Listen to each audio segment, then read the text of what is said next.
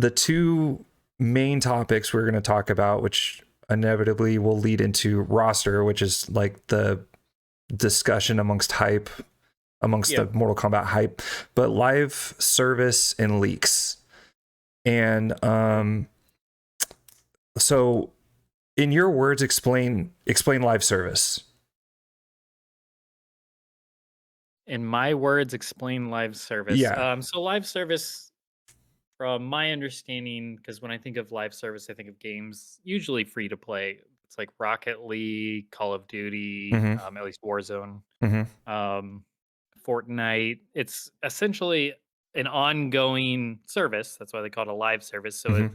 rather than sell you a game and then now you have that game and that's it, it's an ongoing transaction between the player and the producers of that video game or the company, whatever. So instead of here you go, here's the game, and that's all you get, and then Mm-hmm. maybe you'll get DLC, down the line, Mm-hmm. months from now or a year from now.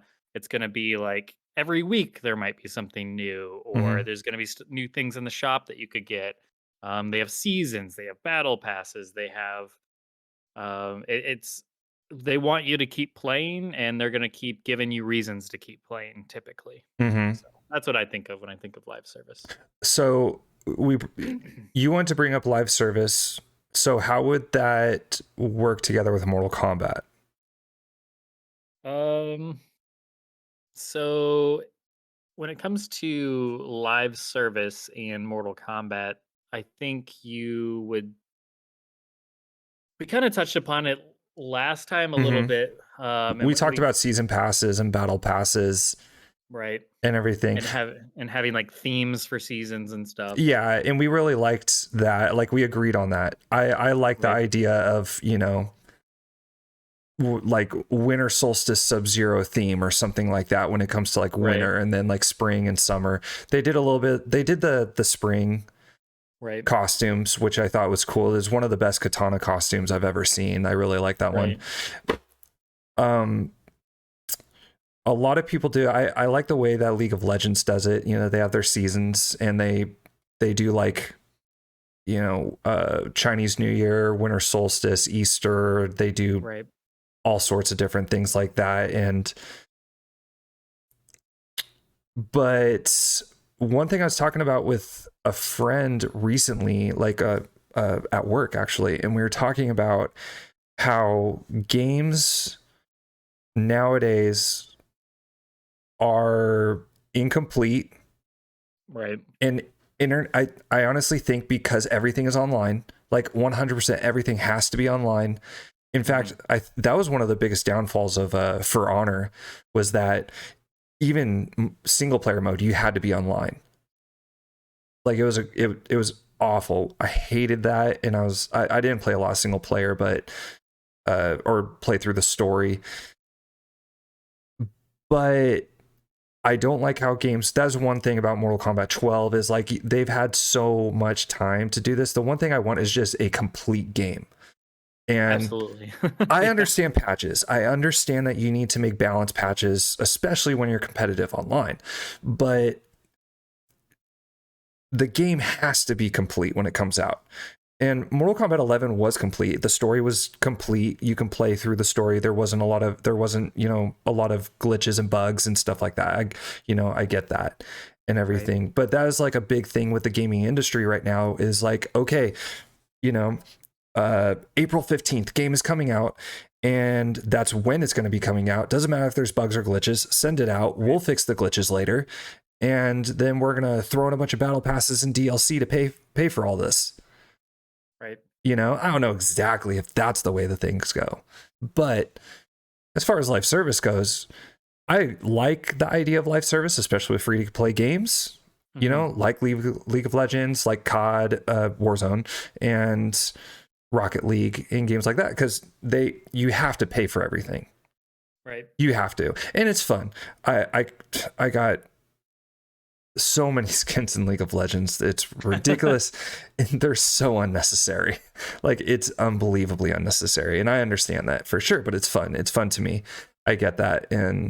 But it's going to be, I don't know how exactly that would be implemented into Mortal Kombat 12. Right. Like, when I think of how it could be implemented in Mortal Kombat 12, Mhm. so I think you definitely made a point that I think absolutely needs to be a thing, and that's sell me a complete game out of the gate. I mean, this is a Mhm. 60 or $70 title. It's not Yes, exactly. not free to play. So that's a Mhm. major difference there. This you can't take all those, ultra grindy approaches to keep people playing your game and then create roadblocks for them to have to pay to continue. You can't do all those kind of cheesy tactics that you can get away Mhm. with free to play, because when it's free to play, then at the end of the day, it's like, well, it's free. I didn't have to pay anything to. So if I have to wait till tomorrow to continue this, or if I have to give them extra time, and pay in time basically versus pay in money, you Mhm. can't. Those excuses don't work when you're charging full price for your title. Mhm. So I think that at the very core needs to be remembered and kept in mind when they design it. Mhm. But we saw with like Suicide Squad, right? Like they were going pretty hard into the paint Mhm. with live service and Mhm. all of that type Mhm. of stuff. So that's where it's a little concerning what they might do for MK12. Plus, we saw with Injustice 2 and MK11, they started going down that route of artificial grind, basically Mhm. creating a grind to make it feel like you're getting more time out of the game than what is necessary. Um, so yeah, to balance that out, man, that's tricky. I think the biggest thing is, so what's key is definitely give us a game that's jam packed from the get go, Mhm. but they got to be able to be prepared to constantly be putting things out, and maybe that is hold some back.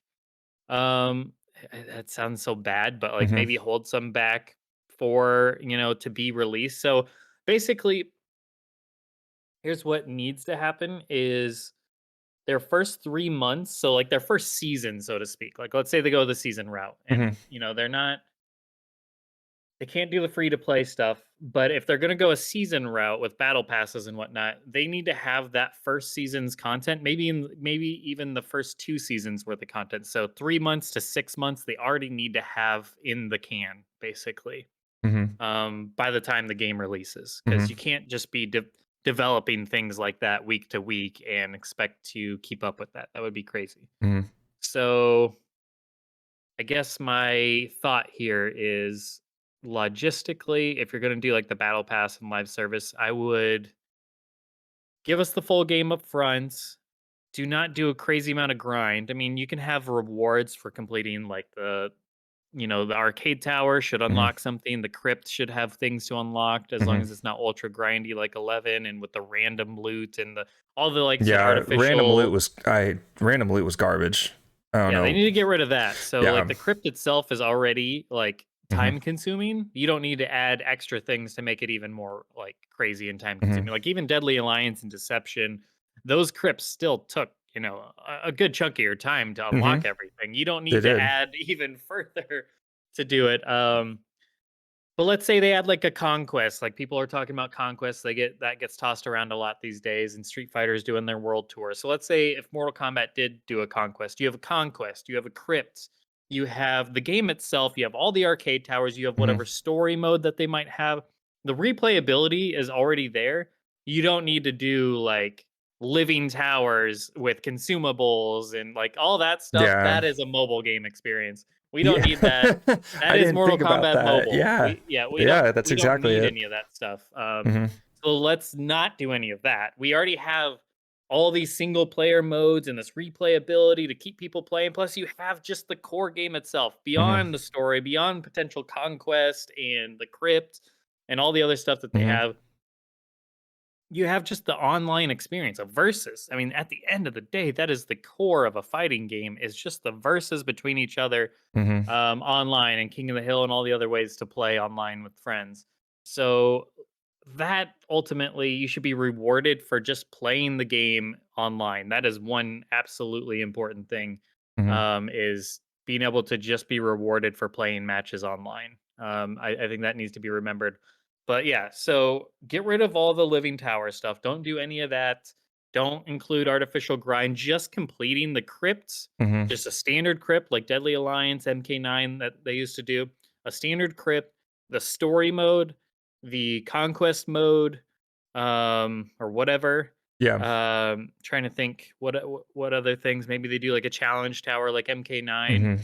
Just completing all of that stuff should get you all you need, and then have some other things like um play this character or do both their fatalities, and if you do both their fatalities you get something, or if you, like I said, beat the arcade tower with that character, you get their alternate attire. To Hmm. get their other alternate attire, you um win 10 matches with them. It doesn't even have to be ranked play, just win 10 it could just be Yeah. simple stuff that you're going to get just by playing the character. So if I play my character enough, or um like you play your character, play that character enough, you unlock all these things. And then here's where the living live service or whatever aspect comes into it, is they already have content ready to go. So maybe it's a shop, and if it is a shop, then they Hmm. should have ways to earn money in game. I know in MK11 they had like the time crystals and whatnot, and you could earn those by playing the game. I think even versus matches online got you Hmm. time Yeah, crystals you last did. I played.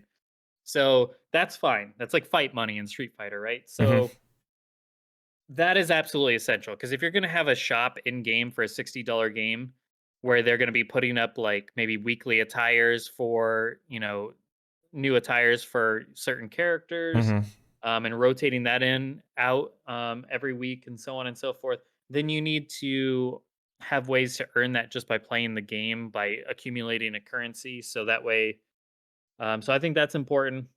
If you do a battle pass, I think you're familiar. Have you? I don't know if you've played much of like Warzone 2 or the current Call of Hmm. Duty, but I kind of like how their battle pass is compared to their previous ones in like Warzone 1, because even though it looks super weird, but you have all these quadrants. Hmm. So when people think battle passes, it's like here's tier 1, tier 2, all the way to tier 100, and you have Hmm. to go in order to unlock it all. So if you want something that's on tier 70, and that's all you care about in that battle pass, or tier 70, tier Hmm. 90, whatever, you have to get all the stuff that. Why does my screen keep flashing green? Do you see that?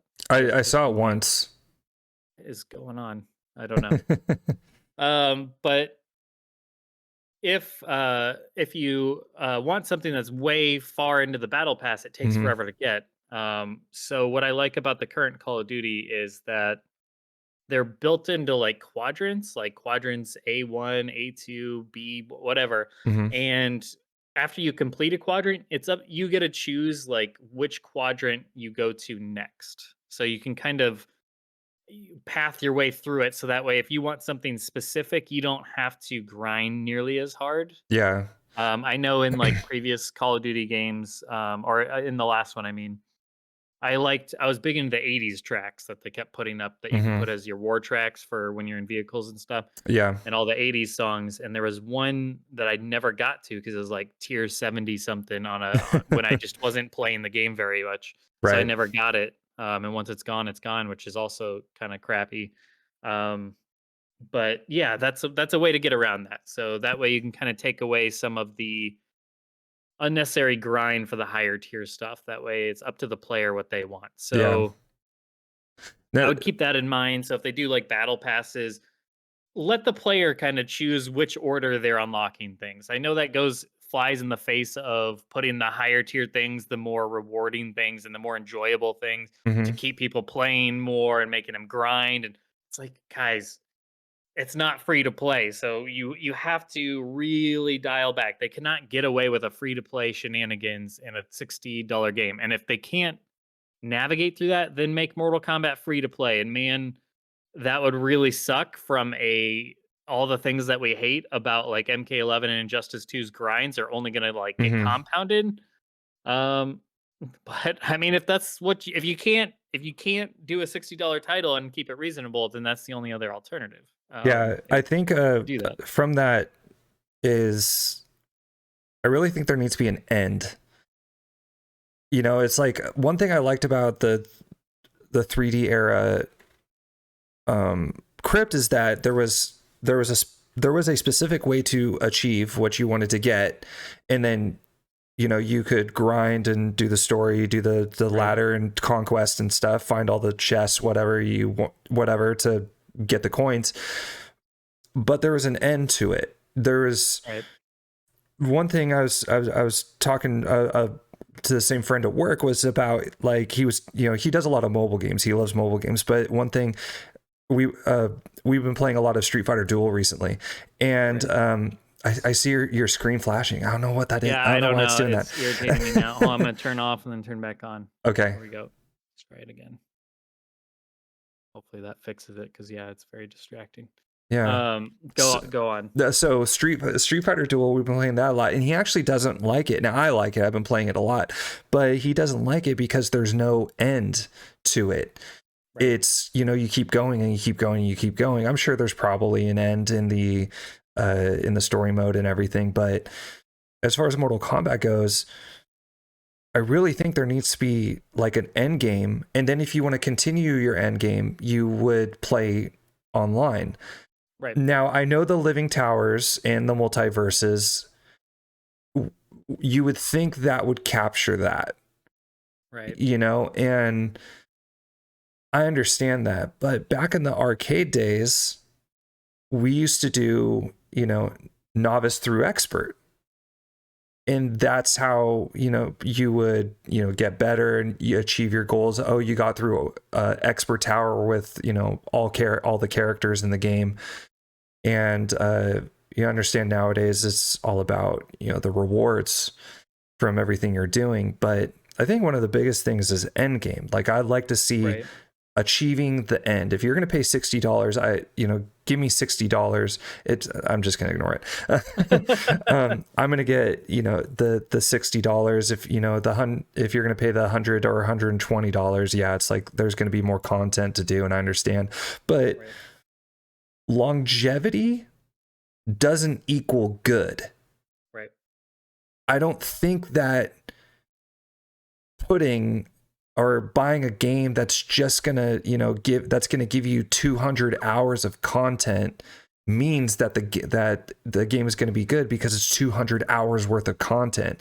I would gladly pay $120 for $40 hours worth of great content. Right. You know what I mean? So that's what I have to say about that, as far as like the live stream thing goes. And I think just people are kind of over the Living Towers and the multiverses. Right. And I agree with the battle passes too, because that's more rewards to get. It's like, oh, you can play the expert ladder or beat the expert ladder with Sub-Zero, you'll get this season's content or something like that, and all the different tiers. But I think that, and I've stated this before, and I really like the way League of Legends seasons go, because their seasons last like almost like an entire year. Right. So it gives you that much amount of time to achieve your goals. Right. And in between there, I think like once a month they have the 4 weeks to do that. But one of the biggest problems Temp specifically had with the Living Towers was, oh, if I want this costume, I need to log in today before whatever hours it's going to be over, or else I'm not going to be able to get that. I don't right. I don't like that at all. I would rather have it be, you're going to have 4 weeks to achieve this. Right. So yeah, I get that, but yeah, it was a very mobile game. It's the Living Towers was very mobile, and having right. all the different, things to do, or things to use for your assists and stuff like that. Yeah, I wasn't a huge fan of that. I know a lot of people like to grind for the rewards and try to get, every single costume and every single gear piece for every single character and do that. But I think there needs to be like a set path of doing it. Yeah. So yeah, I mean, just I will say this though, is one thing that the developers have openly said about Street Fighter for Street Fighter 6 that's coming out, which I'm Right. really excited about, is the philosophy behind their creation of Street Fighter 6 is we want to bring back the fun that people used to have when they played Street Fighter 2. You know, the playing with your friends and Right. the kind of the arcade feel to it and everything, and they want to make it, you know, fun. They want to make it like a full game and everything. And Mortal Kombat, I think, has done that with X and 11. They've attempted to do that. I just think they shot their shot and missed with a lot of the single player content, which Mortal Kombat's supposed to be known for, you know, outside of the story, you know? Yeah. Yeah. Absolutely. I mean, I recently did a video on like all their side modes, and it's crazy to Mm-hmm. go back and think of like with the 3D era you had Puzzle combat. yeah, you had puzzle combat, you had chess combat, both in Deception plus Conquest. That was all in one Mm-hmm. game. Motor And then combat. in Armageddon, you had Conquest again in like more of a RPG kind of beat 'em up fashion, and then It's you had very God of motor War. combat. Yeah. Yeah. In motor combat, you would create a fighter, create a fatality. As Mm-hmm. much as I wasn't a big fan of those. I mean, they still expanded, your enjoyment from a single player standpoint, being Mm-hmm. able to do these things, and then Yeah, I as didn't like well the as the creative. crypt and stuff I like didn't that. like the creative fatality. I thought that was Yeah, that those was were awful. that was awful, and I don't want to say lazy, but I don't know, because I really I don't. mean, yeah, I don't want to accuse anybody of being lazy, but I mean, when you look at it, like they had 50 characters or whatever it was in Mm-hmm. Armageddon, near somewhere around there. I mean, it was clear they just didn't want to have to do. Or there's They time stole. constraints Oh yeah, I'm because sure that. Yeah, I'm not with blaming 50 necessarily characters, developers, but yeah, 50 yeah, characters, that would mean like that's 100 fatalities if you were to do 2 fatalities.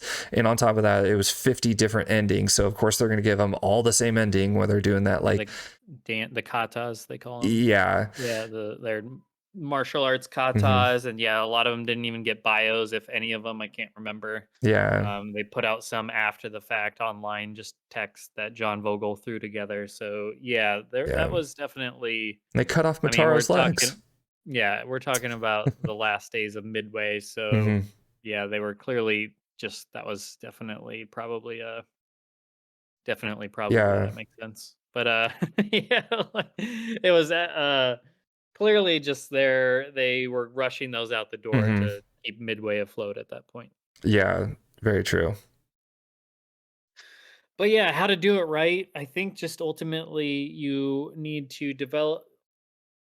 I'm a strong believer of like if you build it, they will come, right? Like Field of Mm-hmm. Dreams, that great fun baseball movie. It's like just make a very fun game at its core. And if you make it fun and then put out some new content, every few weeks, Mm-hmm. then people will keep showing up and playing your game. Like the Mm-hmm. only reason people abandon your game completely is it's not fun, it's not worth their time, Mm-hmm. or you've chased them away through grinds, and like those things become detrimental. They think they're Mm-hmm. hooking you, but all they're doing is hooking. Like the people that are hardcores that are going to play their game anyway might stick with it, but you're chasing more people away by making like trying so hard to keep them away. It's like trying to get away from a toxic relationship, and that person's just grabbing on like, Mm-hmm. "No, please don't leave." Like, no, that's how it feels with like these publishers and developers when they try and get their hooks in you, like play our Mm-hmm. game and only play our game and live our game. Mm-hmm. Live service is more like live service. You must live our game and you must not play anything else. You must log in every day to get your reward. You must grind, Mm-hmm. grind, grind, and you must achieve this or achieve that. And you better get on right now. Hope you're not working or hope you're not on vacation or whatever. You Yeah. you you got to get on now It- or within the next few hours if you want those special classic Jack's arms or whatever. It's like, mhm. please, come on. If I was gonna do that, I'd just go play World of Warcraft. Yeah, I mean You those know, games, yeah, yeah, demand in a lot of ways. It's like the old EverQuest, EverCrack, World of Warcraft. Like you said, it's yeah, just games that basically you live on. And it's like that's just not what Mortal Kombat ever was, Mm-hmm. and it shouldn't be treated as that. And yeah, as a full AAA title, it's got to have a little bit more dignity and respect than that, in my opinion. Nobody Yeah. wants that out of their fighting game experience. Um, so And, yeah, I just ultimately just feel like get rid of all that crap. Get rid of all the grind. It should not, mm-hmm. if you want to do a live service, it should only be a live service in the sense that they're continually pumping out more content. It shouldn't be and expanding their game and adding new fresh things for you to come check out. It should not be a live service in that it demands your Mm-hmm. time like that, because And that's people are one more way than to happy. kill. And Go ahead. people are more than happy to do, excuse me, do those, like I said, every character on expert. And I think a good example in the RPG front is Near Automata. I don't know if you played that game, but Mm-mm. you play through I'm familiar, but yeah, yeah, never you played it. play through the entire game. There's 5 different endings, you know, and you play with all the different characters, but you're playing the same story with all the different characters, but there's 5 different endings to, you know, I like I was talking with someone today about it, and they're telling me like, dude, like if you like philosophy, if you like, you know, it'll make you question your life, you know, they're going on about it and stuff. And in the director or the creator of the game is, I guess, known for creating games like that, which is Right. fantastic, you know, but people are more than willing to play the same story over and over and over again with 5 different characters, you know, Right. to achieve the 5 different, or it's like each character is I'm not sure, I don't know, but it's like people are more than willing to do that, and people want to do that, Right. you know, because people want to see that. So I think it would be really cool, because I would love for him to get rid of the chapter system and maybe Yeah. like do, I don't know, it's like beat the game using Kung Lao and see Kung Lao's ending. Right. You know, so I understand that there's ladder endings, and that's kind of the point. But you know, of that kind of matches that and Yeah. everything. But yeah, it's give me a complete game. I think there needs to be an end game. There needs to be a road to achieve that end game, and uh yeah, the like I don't think it should be live service. I think there should be like DLC and added, maybe even like, you know, like the season passes that we were talking about. I know that season passes and live service kind of go coincide with one another, Right. but Right. Yeah. you know, it's because I, that's, I don't want to sound hypocritical, but it's like, yeah, just don't do living towers and multiverses again. Just please don't do that. right. You know, but Yeah. I, but as we're building, I go ahead. Go ahead. No, you're fine. No, but It's so all you. yeah, but so yeah, we covered live services. Um, so as we're building up to the hype of Mortal Mhm. Kombat 12, waiting for things to happen, waiting for things to come, we've had our fair share of leaks. Right. We've had a lot of leaks. Seen leaks in Mortal Kombat 9, seen leaks in Mortal Kombat X. Yeah, they've always Justice, existed as the far as I'm aware. leaks have always been there, and Street Fighter 6 had a huge leak, Mm. um, which was pretty much every single character plus the first 3 DLC characters with a picture of exactly how Right. they look, you know. Jeez. um yeah, that came out, and I've fallen for leaks. I've totally have. I've you know, I've drank the Kool-Aid when it comes to when it comes to those and everything. I've fallen for it, and I'm sure you have too. In the past, you know, you're Yeah. drinking the So you know, taking the copium and been like, oh, you know, this is going to be a Mortal Kombat 12. I heard it from this guy, you know. So I've totally fallen for that, and uh, so yeah, when it comes to leaks, I it how do you feel? How do you feel about that? That's a broad so statement, I know. But yeah, I mean, we'll break it down a little uh, bit further. So like from the idea of a leak, mhm, I don't like it because I would prefer in a perfect world, nothing would ever leak, right? Mhm. Like I would rather they just nobody knows. But unfortunately, that's just not reality. People always find out. Mhm. That's just the way it goes.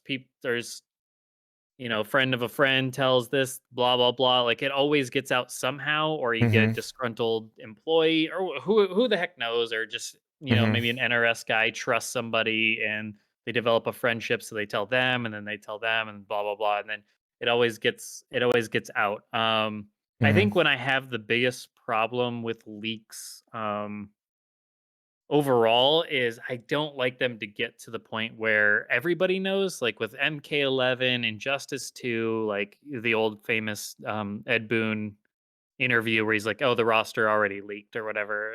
In regards to MK11 because it had leaked before Yeah. MK9, it leaked and all that. It's like at that point, that sucks because the developers work so hard on what they do. Like, I'm sure they get like a lot of excitement out of people finding out from a reveal trailer for a character that people have really been asking for. And when they finally see it hit, and it's like, oh, that initial rush of excitement is even more so when nobody knew that character was coming. Mhm. Whereas if it becomes public and everybody believes it, and it's just like, okay, this leak is legitimate, it has proof, it's got pictures, we see the select screen, like what we saw for MK11 when the select screen was out there, and you saw like, actual like mugshots for some of the characters, and then like text Mm. placeholders for others. It's like Yeah. at that point, I feel like the cat's mostly out of the bag. Like, and it doesn't mean that there's no enjoyment. Like I Mhm. think most seasoned fans that have been around for many years and through several games, the rush of finding out the roster from purely no knowledge whatsoever. Mhm. I mean, it's there. There's some excitement there, but I think most people can separate knowing or like seeing it on a list on a text list and actually getting to see the character in the game for the first time. Like I think Mhm. there's two different excitements there. And I go back to like I think most fans at this point, at Mhm. least like hardcore fans that have been around for a long time, they've seen their characters at their best, they've seen their favorite characters at their worst. They've been happy with them, they've Mhm. been disappointed in them. I think at this point most people know it's all about the execution. And one thing you don't learn from a leak text list or whatever is the execution of that character. Mhm. Like if I was told, "Hey man, Cyrax is in this game. Just believe me, bro." Whatever. Like, okay. It's like, does that Who really told ruin you? any? My Right. It's gut. like, Yeah. it's like, does that really ruin anything for? Even if I Uh-huh. believed it, so does that really ruin it? Probably not, because at the end of the day, seeing Cyrax actually in the game is a whole different ball game. Like Mhm. actually seeing that character, their design, their gameplay, and getting your hands on them is a whole nother thing as well. Seeing how that character is executed in the game Mhm. is worth way more than knowing whether they were in or out ahead of time. And it's also a pro and con thing. Mhm. So waiting for roster, like when you really get into the thick of it, like when you're in the trenches waiting for your character, Mhm. it almost becomes bittersweet. Like it can get frustrating. Mhm. You can get impatient. You can be very disappointed if you were holding out hope that your character makes it into the game and then they don't make it out of the game. Like I'm thinking like MKX with Fujin, MKX with Cyrax. Mhm. I go back to Or Ed they Boon's make it into tweet. the game and they're just garbage looking. That too. Yeah. Like I know a lot of people were disappointed with like Cabal and some of the other things in MK11, Mhm. that were big Cabal fans. Mhm. Like if your character does make it and then you know, things are changed, or you go into like the Sindel retcon that's, a chunk of fans didn't love, to put it A mildly. chunk that Yeah, that's what I was gonna say. Put it mildly. I'm being nice to NRS with that, but like everyone like you can probably count on one hand how many people actually liked it. But I mean, I saw some defenders, but yeah, I would say that's yeah, probably more the I know minority. some people who enjoyed it. I can say that, but But yeah, yeah. so the point of it is execution is key. So even if you told me the entire roster for MK12, I knew all the DLC, I knew every little everything about the game. It's like Hmm. at the end of the day, until I see it, Hmm. that's also another thing. Is like leaks are only worth so much unless you can actually see something. Because then if you Hmm. just even if there's a text list out there that people buy into and believe, It's there's kind of often discrepancies. it's Like kind of there's like that often picture of that developer. They took a picture of the developer like inside NRS's office. right. And in the background on the computer, you can see like a file that's at MK12 or something like that. I know what you're talking about. It And I was a was picture, and I'm not gonna name the person just because I don't want to even bring up that. Because if that was real, I would imagine mhm. they probably got a little. The They're probably point is, stern talking regardless to, if but it's yeah. real or not, it's just like, okay, we haven't seen it yet. Yeah, it's like, cool, great. Like, and in this Uh case, you're talking about Reptile. Like MK12 Reptile huh. was this particular one. It was like MK12 Reptile was the file name on the desktop, and it's like, okay, reptile. Maybe that means reptiles in the game. But then there's also plausible deniability. Maybe they did Hmm. that purposely to troll people because they know how Yeah. meticulous fans are. So they hid that off in the corner, knowing somebody would see that and start Hmm. talking about it. Like you can drive interest like that too. So I don't buy into everything. Like they didn't know what they were doing. Who knows in that Hmm. scenario? But yeah. I'm trying to think. Like, I think there is a planted like oh a yeah, strategy to it. So for instance, the Street Fighter 6 leak was I don't know for sure, but I can imagine the way it was leaked. I can only imagine that that was purposeful. Now, I don't know at all, right, but there was heavy detail in that leak, you know, right, the names, exactly the way they're drawn and looked. And then as the marketing campaign went on, now this I would call a good leak. The only right. reason I say that is because I remember during Game of Thrones when the Red Wedding was coming up, a lot of Game of Thrones fans who read the books were like, "Oh my gosh, Red Wedding, the episode Red Wedding," and they actually people videotape themselves of the reactions to the Red Wedding.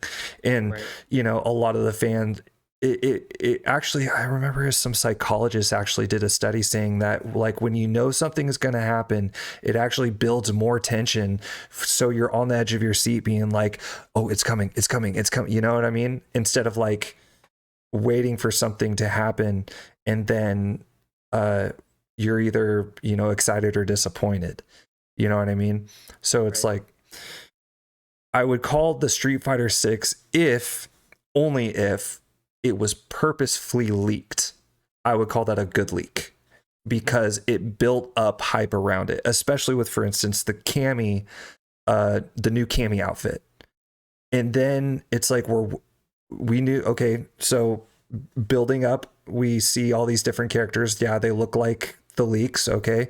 And then Lily came and Zangief came, and then Cammy was there, and everybody was like, "Oh my gosh, Cammy, her new look, it looks amazing." Yeah, she, you know, the design from the leak, and everybody couldn't wait to see it. And then when they saw it, everybody went crazy over her new Right. look. You know what I mean? I call that like a good leak.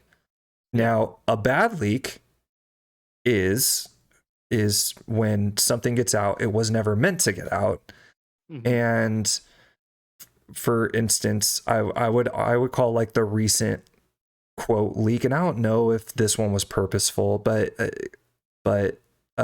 when they said late 2023 Suicide Squad and Mortal Kombat 12 is going to be in it, I guess it was supposed to be a business call that was public, right? Oh, yeah, yeah. And the next day, Ed Boon goes, "So you guys heard about the call, right?" Like, kind of Yeah, confirm. he was saying something like, "Hear any good news about Injustice 3" or something like that. Yeah, and I Obviously poking fun about it. yeah, I would call that like kind of like a bad leak, or like when you accidentally see your when something gets out that was never meant to get out, and you see this new character or maybe the same character and they look a little different, and suddenly people are talking about that. It kind of it kind of burns that hype around it, and it brings a lot of disappointment. Mm, So yeah. Yeah, if I mean, there's go ahead. No. I was gonna say. Uh, I was just gonna say, yeah, like, there's definitely there's pros and cons to leaks. Mm-hmm, When it comes to like, yeah, I would say a bad leak would be your entire story mode, like MK9 gets leaked. Like when your mm-hmm, entire the text version of your story mode, so everybody can go in there and see what happens and every interaction, mm-hmm, including the ending and all that. Like that's what I would call a bad leak mm-hmm, because you probably don't want people to experience your entire story mode through a text document as their, instead of the cinematics and all the things you spend a lot of money on. I would imagine the roster for them is probably a bad leak just because, especially for like WB, like the people that are marketing this game, they sell those, reveals off to, I don't know if they sell, but they, they have deals with like, IGN and so on and so forth to reveal a character here and reveal a character there because it mm-hmm, draws a lot of attention to people's sites. mm-hmm, So I would imagine there's like actual business dealings around those. So that's why it's such a, I mean, we've heard rumors that like a developer in the back, like in NRS, would just start freaking out because of these leaks because mm-hmm, of the implications, like the ramifications of the business dealings gone awry because of these things. mm-hmm. So I don't know because when you're supposed to get like exclusive reveals and stuff, then things get leaked out. That's got to affect it somehow, I would imagine. Or maybe I don't know. So that's the thing, because hype generation, like you mentioned, is Mm-hmm. also a factor. So it's And it kind of and the Street Fighter 6 leak took place like right before the marketing campaign started. right, So that's why I was like, I don't know if it was purposeful or not, but it helped for right, sure. I think it actually did help to build the hype around it, especially because the game it has a year-long marketing campaign versus, right, you know, Mortal Kombat Mortal Kombat 11 had a 6-month marketing campaign, right. which was great. I thought that was great. Um, Technically, not even 6, right? I think it was yeah, it like was like four and a 4. half. Yeah, it was Exactly. very short Yeah, and that was comparatively. great. I think the shorter the better, to be honest. Yeah. Oh, absolutely. But Yep. as far so the other thing I wanted to touch on was the ethics behind a leak. Yep. Was if you now we've talked about this Hmm. off camera. If you were to gain actual information from an NRS employee stating, Right. "Oh, XX, A, B, and C are in the game. This is the way the story going. This is the way the mechanics are going to be. This is this is the gameplay mechanics. This the Right. character mechanics. Got all that." We would absolutely 100% keep that to ourselves and not tell anybody because it is extremely unethical to go and tell the world, what you heard and Yeah.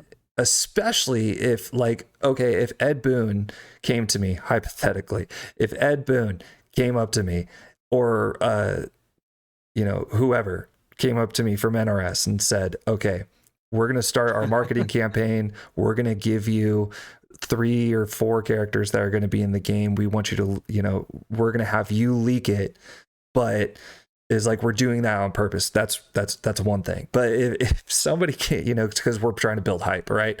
They would never come Right. to me. I'm too small of a content creator.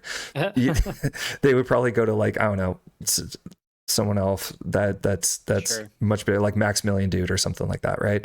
Right. But uh but yeah, if I got information from an NRS employee with pictures and everything and stuff like that, I would 100% be like, no, I'm keeping this to myself. I'm not telling anybody. That's extremely unethical to go and Yeah. tell the world that what you heard, and the other one that I think is even worse is fake leaks. Like, Mhm. who in their right mind is going on YouTube or Reddit or Twitter and saying, confirmed with a K, that Scorpion is going to be in the next game? And you're just like, well, no Mm. crap, Scorpion's going to be in the next game, for one. Two, and then they're like, oh, Scarlet is going to be in the next game. And you're just like, what are you doing? Like, Yeah. what is the purpose? What, like, first off, negative clout is it, I can't I we've talked about this, like, you know, we need a better class of content creators, but Yeah.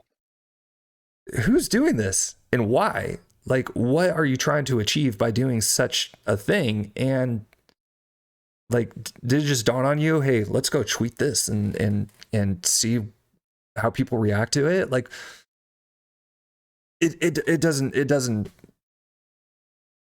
I don't get it. I don't understand it. You know Yeah, what I mean? so like to comment on all that, it's like ethics. So kind of let's go back to the first part when it comes to Yeah, like there's a lot. sharing. No, I know. Yeah. So like the idea of sharing leaks, like Mm-hmm. the risk you take whenever you share a leak is like you're putting a lot of trust in that person, but Mm-hmm. also whenever you share something, you also got to take in some like possible the possibility that some of it's just incorrect. I mean, how many times over the years I don't know that I've ever seen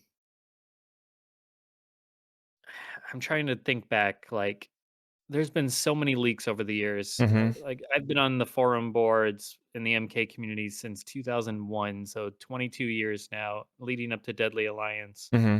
and there's always been leaks, but with those leaks also come just bad information. Yeah. And I think almost every leak I've ever seen had some information that was either missing Mm-hmm. or some context was missing, or maybe a name or two were included, but then like it was just let's go back to MK11. Like I remember when like the select screen first got out, or at least the initial like that initial like it almost looked like a beta version where it only had a few characters portraits on there and it was still missing, wasn't fully finished. Mm-hmm. And it was being sworn at that time that Shinnok and Melina were in the game and that Shang Tsung was base roster. Like, you just don't know fully what you're getting into. Mm-hmm. Or we'll even go to like the voice samples. So when the voice samples got leaked, not the voice samples, but like the dialogue leak Mm-hmm. happened for MK11, and everyone's like, oh, Fujin's going to be in the game. But then also there's Ash Williams. Like, that never Yeah. ended up materializing. Ash Williams never happened, even though he was planned, Mm-hmm. obviously, and Ed even has confirmed that, but, like, things happened. Something got in the way, so it just never materialized. So you never know fully, and going back to the Shinnok Melina thing, the person that was told that Shinnok was in, I'm sure was told, like, in confidence that that was the case, but Mm-hmm. that could have just been concept art. I mean, you never really know. I mean, I've heard so many things like they could just be the person that saw that and then decided to leak it to their friend or whatever and share that information with their friend. They could have just been seeing concept art or somebody's arcade ending and Mm-hmm. like, oh, that's there's Ashra. She's in an arcade ending or something. And or I saw concept art Yeah. was for that arcade ending, but they Mm-hmm. assumed it was for the roster. Like you never really know until you see them in the game on the select screen or like in the actual gameplay. Like you can never be absolutely positive. I mean, even going back to MKX, Mm-hmm. with Lee May in one of the story trailers and Rain in the story trailer, Mm-hmm. and how people jump to conclusions thinking, oh, Rain must be playable because he, drop kicked Shao Kahn or whatever, or not Shao Kahn, but Kotal Kahn or whatever in the Mm-hmm. story trailer. Whatever happened, I can't remember. But Yeah, you people were played already, against Baraka. You played against Sindel, so you figured they were yeah. gonna be. So I mean, you Yeah. just don't know, or you like even with Cyrax and Sector and MK11 story, they look so good in the trailer. It's like, are they playable? And then there Mm-hmm. is always rumors, even post launch, that there was a way to unlock them and stuff like that, and it just never materialized. So it's like you got to keep in mind with all these leaks that sometimes there's just bad information mixed in with good information. Think telephone.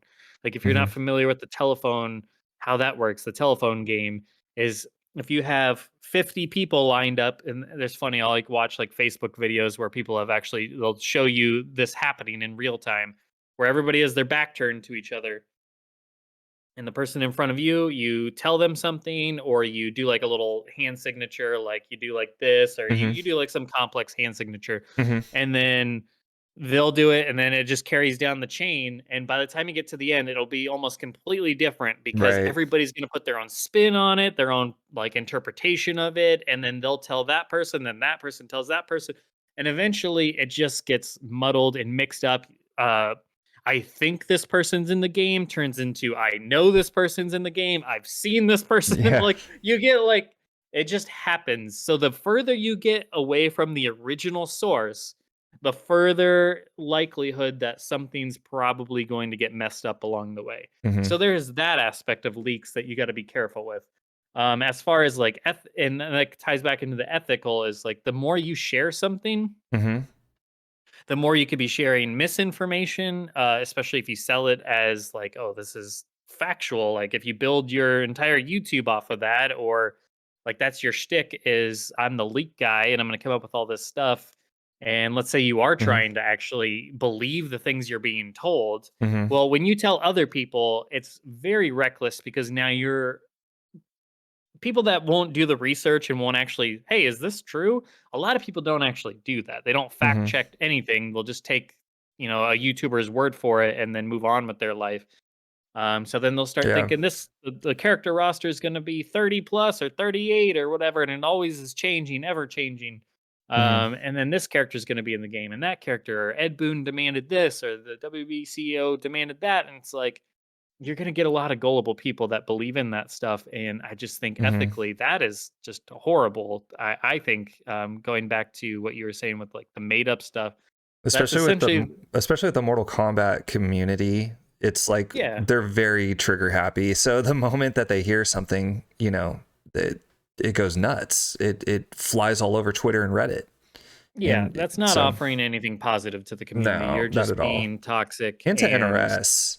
and yeah, Yeah. and you're just you're leeching. You're Hmm. leeching off a community for attention. And that's what Hmm. it ultimately comes down to with like fake leaks, even back to the message boards.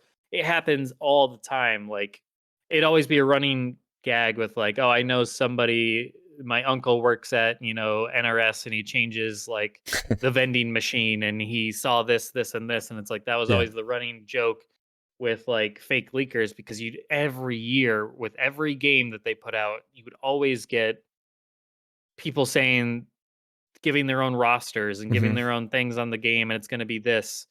Um for MK12 we had that made up one clearly where it was like this was Hmm. like 2 years ago or something where it was going to be revealed at the game awards and this was coming from like a jilted ex-girlfriend and she was like pissed off like at the NRS her NRS boyfriend or Yeah. her Yeah. ex-boyfriend and it's going to be MK9 through MK11 all Uh-huh. characters returning and like she listed off or the person listed off all this stuff and it's like oh they talk about it all the time and this I'm going to ruin their life because of the way they treated me like it's just like such silly stuff and Yeah. people do this It's for like attention. Spaceball. You ever seen Spaceballs? He's Yeah. like, Luke, you're my uncle's sister's best friend's roommates. What does that make you? It's like, yeah, But yeah, it yeah, ultimately just comes down to attention. It's partially people trolling to see yeah. people get up into a frenzy, but also it's like you want to establish that attention because when you're like, I'm the guy that holds this information, now Hmm. feed me, like everyone's gonna be asking him a million questions and like it just gets just so silly. But yeah, ethically it's like I just don't think it's good for anybody to put that out there into the public consumption because you're affecting people's jobs. Hmm. You're affecting maybe the success of the game or just how people are going to perceive it. There's just a lot of like, it's not just a simple surface level thing when you do something like that. When you put Hmm. out like an entire roster out on like game FAQs or Yeah, whatever, like that's a popular one or 4chan or whatever. Like when you do that, it's just yeah, I just feel like you're taking yeah. away a lot of the shine, from NRS And to do something like that. I'll be the first. I'll confess. I'll be the first to admit I've fallen for it. I've actually been Yeah, heard a leak, and I'm like, oh, this is totally gonna happen. Like I've done that before. Sure, I think And everybody's done that at one yeah, point or another until you learn. Like, and that's I think like my thoughts on that is, one is we kind of did this too, where we heard a leak, we wrote it all, we heard a leak, mhm, wrote it all down, and we're like, all right, let's see how this plays out. And then we right, waited for it to happen and everything. Or like when you hear, oh, this is going to be announced on this day, and you're right, like, all right, and then it doesn't get announced, and then you're like, well, that was awkward. So um what I've learned from the leaks, not the fake leaks, the obvious sure, fake ones, but the leaks, is, one, if at all, take it with a massive, huge spoonful of salt. And if at all, right, is so, even Temp, one time I was like, I told Temp, I was like, me and him were talking one time, and I was like, hey, did you hear about, or did you hear this leak? And he's like, yeah, I want to know. And I was like, I think that's a great philosophy to go by too. Is I've learned that I've learned that. Um, and yeah. A lot of us. yeah, Go ahead. no, Go ahead. is one example was, I had a friend. We went and saw Batman versus Superman when that was out, Right. and he didn't, or he also had a friend Hmm. who did not see the trailers purposely, because he's a Right. huge a DC fan. So Hmm. he said, I'm not going to see any of the trailers. All I know is that Batman versus Superman's coming out. And the look on his face when Wonder Woman dropped in and saved, spoiler alert, and saved Batman from Doomsday, you know, Right. was insane, because we all knew that Wonder Woman was going to be in it from all the trailers. He had Right. no idea.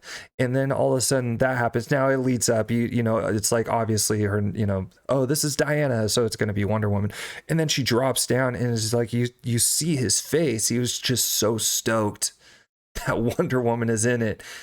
And Gal Gadot, like the woman, the look that of Gal Gadot's Wonder Woman was like, is it Gal Gadot or Gal Gadot? I'm not sure. I think it's But Gal Gadot, oh, but I whatever. don't know Yeah, for sure. I'm not sure. But uh her was in her look, and he was so stoked about it and so hyped up about it. So that's why I've learned from this, is that when you hear something that could possibly be a leak, I just ignore it, and I learn to just either put it aside, or if I hear it, just be like, okay, and then maybe do what we did, was where we wrote it down, and just to see if this at all like coincides with what Right. happens in the future. But I would rather just not know, and just wait to Yeah. actually purely see it like in the flesh, Right. So, which And I kind of, think good. I was just gonna say, I think like setting with like rosters and stuff like that Mm-hmm. is at this point. I was gonna comment on like temp and how all of us kind of perceive a lot of that stuff these days, just because Mm-hmm. there's a lot of jadedness. There's been a lot of disappointment over the years. There's been some excitement too. I mean, sometimes you get what you've been hoping that you'll see, and then sometimes you hold out that hope for so long, and then you're met with disappointment in the end. Like I Mm-hmm. said, I think with like Combat Pack 2 in MKX was probably a lot of our breaking points, like me, Temp, Shad. I think Razor ended up liking it, but like Mm-hmm. in the community, in the MK community, at least in the Nethercast community, there was a lot of disappointment around there, and you can even go back to when we recorded that, like, our initial reactions. There was just I think for me personally, that was probably a series low for me, just because I was not too thrilled with the MKX roster, and I was still really holding out hope for, XYZ to make it in just to Mm-hmm. really beef that roster up, and it just didn't happen. It was very disappointing. So when like leaks can help alleviate some of that stress sometimes, as long as you like leaks are kind of like alcohol or any whatever substance you can think of. Like it's all about using them responsibly, right? Like it's like you got to know that what you're seeing or what you're being given or told or whatever the case, like whatever you see on the Yeah. internet, you got to understand You develop a this. sense for Yeah, it. this may not be accurate. Don't treat it like it is. Try and do your research. Try and like you got to always have some sense of doubt. You can't like put all your excitement and hope into like, oh, this is real, so this is Hmm. what we're getting, and like you got to be responsible about it. But on the flips, and the same with like the like putting out there in the public, like just just be smart about what you're doing and be responsible and think like the bigger ramifications. But I guess my point with like when it comes to like roster stuff, like and temp preaches about this a lot, but I mean, Hmm. like, we've gotten to such a point where people just like demand that their favorite characters make a game. I mean, we saw Yeah. like with like Melina fans. I shouldn't say Melina fans because it's not all of them. It's just like one subsect of Melina fans that got very toxic leading into, Yeah. MK11, and they resorted to like threats and review bombing and all this stuff. Like, it's like you have to put her in. Basically, she needs to be in every game. It's like we've gotten to a point where people just like it's serious business what characters make a fighting roster. Like it's Yeah. so I mean, one nice thing about a leak that is credible is it really takes a lot of that tension, a lot of that disappointment and frustration away of like giving you faith that okay, holding out for this game is going to be worth it. But then yeah, like I said, it's a pro con. It's bittersweet because to your point, like at the same time, if you go in fully unaware of anything when you do see that Hmm. character trailer pop up or whatever that you weren't expecting, that could be really awesome. Yeah. Um, I always think of like Mortal Kombat 3 when there was, gosh, what magazine was that? That we got to see Cabal for the first time. Or I hmm, think they gave the roster and you got to see Cabal and you're like, ooh, who's that? So it trying was to, yeah, it was it was really cool to actually like see Cabal in Mortal Kombat 3 for the first time and then see how he right. plays and stuff. So yeah, and then I think it just goes without saying about the fake leaks when people specifically put out like a fake something recently went out too.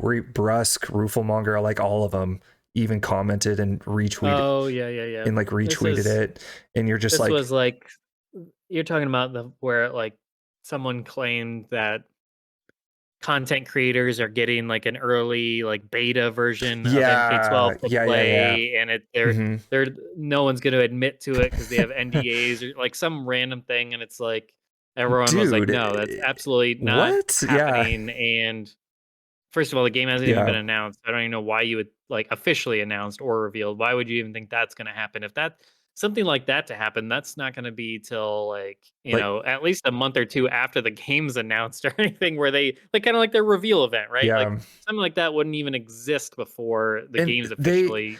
they don't even do that. Like Yeah, I talked to like when I talked to Rooflemonger, he's a Capcom content creator, like an right. official Capcom content creator. They don't even give him, like stuff to Yeah. test. I've never heard of that. Yeah. Obviously we've seen betas and we've seen like if you go to an event, like they'll do Uh-huh. like the reveal event, or if you go to E3, I've heard of like, big name content creators getting like behind closed doors Yeah. access to Yeah. play the game. They'll do stuff like that. But Like, I've never heard them being like, we're going to ship you or give you a digital copy to try mhm. something like Yeah, that. they Yeah. invite Riot Games invited out a couple of and one I know for sure to the San Francisco location to come and check out Project L. Right. But it's like they invited him in and he got to like check out the game and see the game and do that. I don't I and I'm pretty sure he probably had to sign an NDA saying that I won't say anything about it. But I remember the only thing that particular content creator said was that the game looks amazing. These people are working really hard. The typical like generic thing about Yeah. doing that, and they are. I mean, I don't want to make it sound like he wasn't being sincere because he was, but yeah, it's like they invite you in to like check things out. I know that they've Right. done that specifically with I think True Underdog and a couple other people got invited by NRS to come and check it out and everything. Yeah, I remember That's something like that. yeah, that's normal. I get that, but no, hey, we're gonna send you a copy of the game for you to test out, and it hasn't even been announced yet. Like, come on, That like and, like, typically NDAs like that, it's not like you can't tell anybody that you've played the game. It's more like an NDA, like, you can't really talk about what you're seeing. yeah, There usually you could admit, like, "Hey, I've tried the game," and you can usually even say, like, yeah, "I like it," or "I don't like it," or what you can go that far. You just can't be like, "So and so is in the game," and, like, until the embargo goes up, you yeah, usually can't talk about that stuff. So yeah. that stuff or they'll get trailers early and stuff like that. Like, Mm-hmm. maybe they'll get the Johnny Cage reveal trailer a few days early so that way they can record their reaction. They'll have like an I've heard NDA for that. that, I've had until content. the embargo goes up. Yeah, But yeah, I've that's had silly. a friend of mine actually works for IGN. He works on the back end of things, in the Right. in the theatrics, too. He does like the edit. You know, he's in charge of like editing and stuff. But he said that like Capcom will give him a Street Fighter trailer. Um, they'll give them the trailer like 2 or 3 days in advance, and then Yeah. when the trailer actually drops, then they can actually put out a video like the day of, Yeah. but they can't do it until the trailer drops. So it's stuff like That's all that. embargo stuff. So yeah, it's all Yeah, standard stuff. that's But I mean, standard. the person we're talking about, yeah, this is just somebody that feeds off of attention. So it's just Gosh. making up. I mean, at this point in the community, they Mm-hmm. clearly, and I'm glad it's not just us. I think the community as a whole is starting to Mm-hmm. catch on, even though they have a decent following of their own. But that's just that's always going to exist. Mm-hmm. You're gonna catch the gullible people, like I said, that just passingly are a fan in terms of like, oh, cool, there's a new Mortal Kombat. Oh, and there's these leaks. Oh, cool. Mm-hmm. I'd like to stay abreast of this information. Great. But they don't do any of the they're not like the actual people within the community, I don't think take that seriously at all. I think it's just Mm-hmm. so much it's either somebody getting fed a lot of bad information and they're buying into it, Mm-hmm. or they themselves are just making it up for the clicks and the views. But Yeah. that's not a good way, and I even said it in my original, like, video on leaks on this very subject. It's like, that's not a way to establish your brand because when people subscribe to you for either your personality or because you're providing them a service. But if Mm-hmm. those leaks ever stop, then why would they stay subscribed to you? Why would they still check out your content? They Right. subscribed for leaks. So you better keep up with the leaks or those people are going to check out eventually. And two, Yeah. you're closing doors and burning bridges by doing it like that. Mm-hmm. NRS isn't going to appreciate that. WB is not going to appreciate that. And the overall content creator community is not going to appreciate Yeah. somebody saying that they're going to rise above everybody else by doing things like that. That's just not right. I So do like I do like I how the think it's, good. Sorry.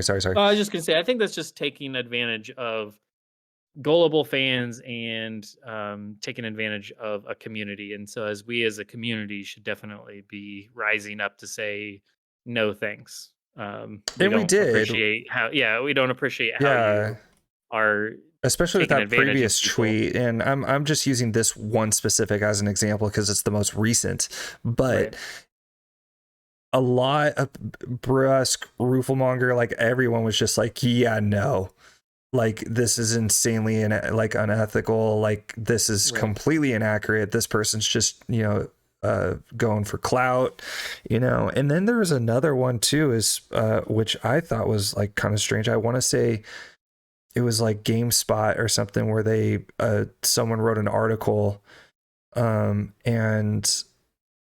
they're saying like, I heard from this, it was the kind of the same thing, but it was weird because it was like an actual you know journalist that did Right. it, and that was very strange. They were And commenting on the same topic, or they're making up it their was a own different thing. one. I would have to go and search it, but I don't want to go out of full screen right now because because I don't want to mess up the video. But Sure. yeah, I'd have to look it up. I don't know if off the I'll see top of if my I head. can find it. So is GameSpot Uh, use GameSpot? yeah, something. It was something like that. MK12 article. Was it on like Leak or what? No, it was kind of the like a recent article. I don't want to spend too much time on it, but GameSpot. Yeah, weird. Sometimes like actual journalists can fall for stuff like that. mhm, So that's just because they're like um the big journalist yeah, sites doesn't mean that they always get their stuff right either, or that they don't sometimes jump to conclusions, or get a bit ahead of themselves without doing the research. So I've definitely yeah.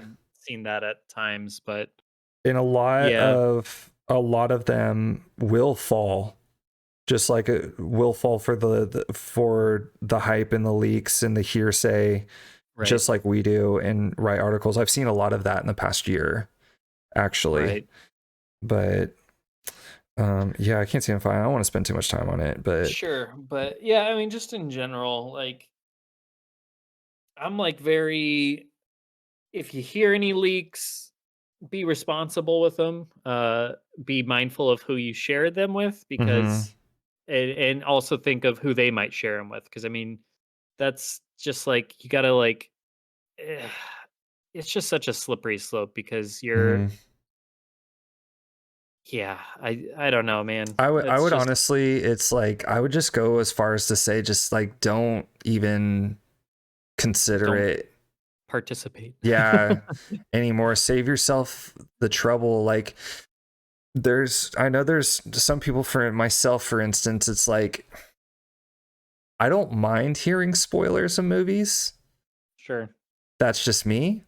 But I also Right. respect the people that 100% do not want to Yeah, I hear the definitely spoilers, you am know? anti movie Yeah. spoiler and stuff like that. I'm like Yeah. stories, and it's same with like MK. I typically have always tried to avoid even story related things. Mhm. Like I don't mind hearing about roster or gameplay just because like that it's like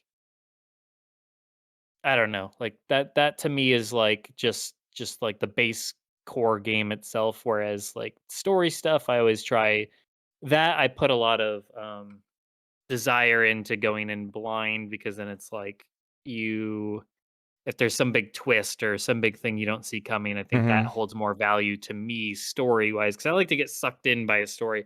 I'm somebody that like when I go to a movie, I am the type of person that will like as long as there's no distractions, I will get like lost in that movie in a very emotional way. Like I'll get Mhm. very intensely into that movie. So it's like I like that kind of I like to experience all that for the first time. Whereas yeah, the other stuff like, Yeah. oh, so and so mode is in the game. It's like, okay, that's means very little to me in terms of being surprised by that, I guess. Like Mhm.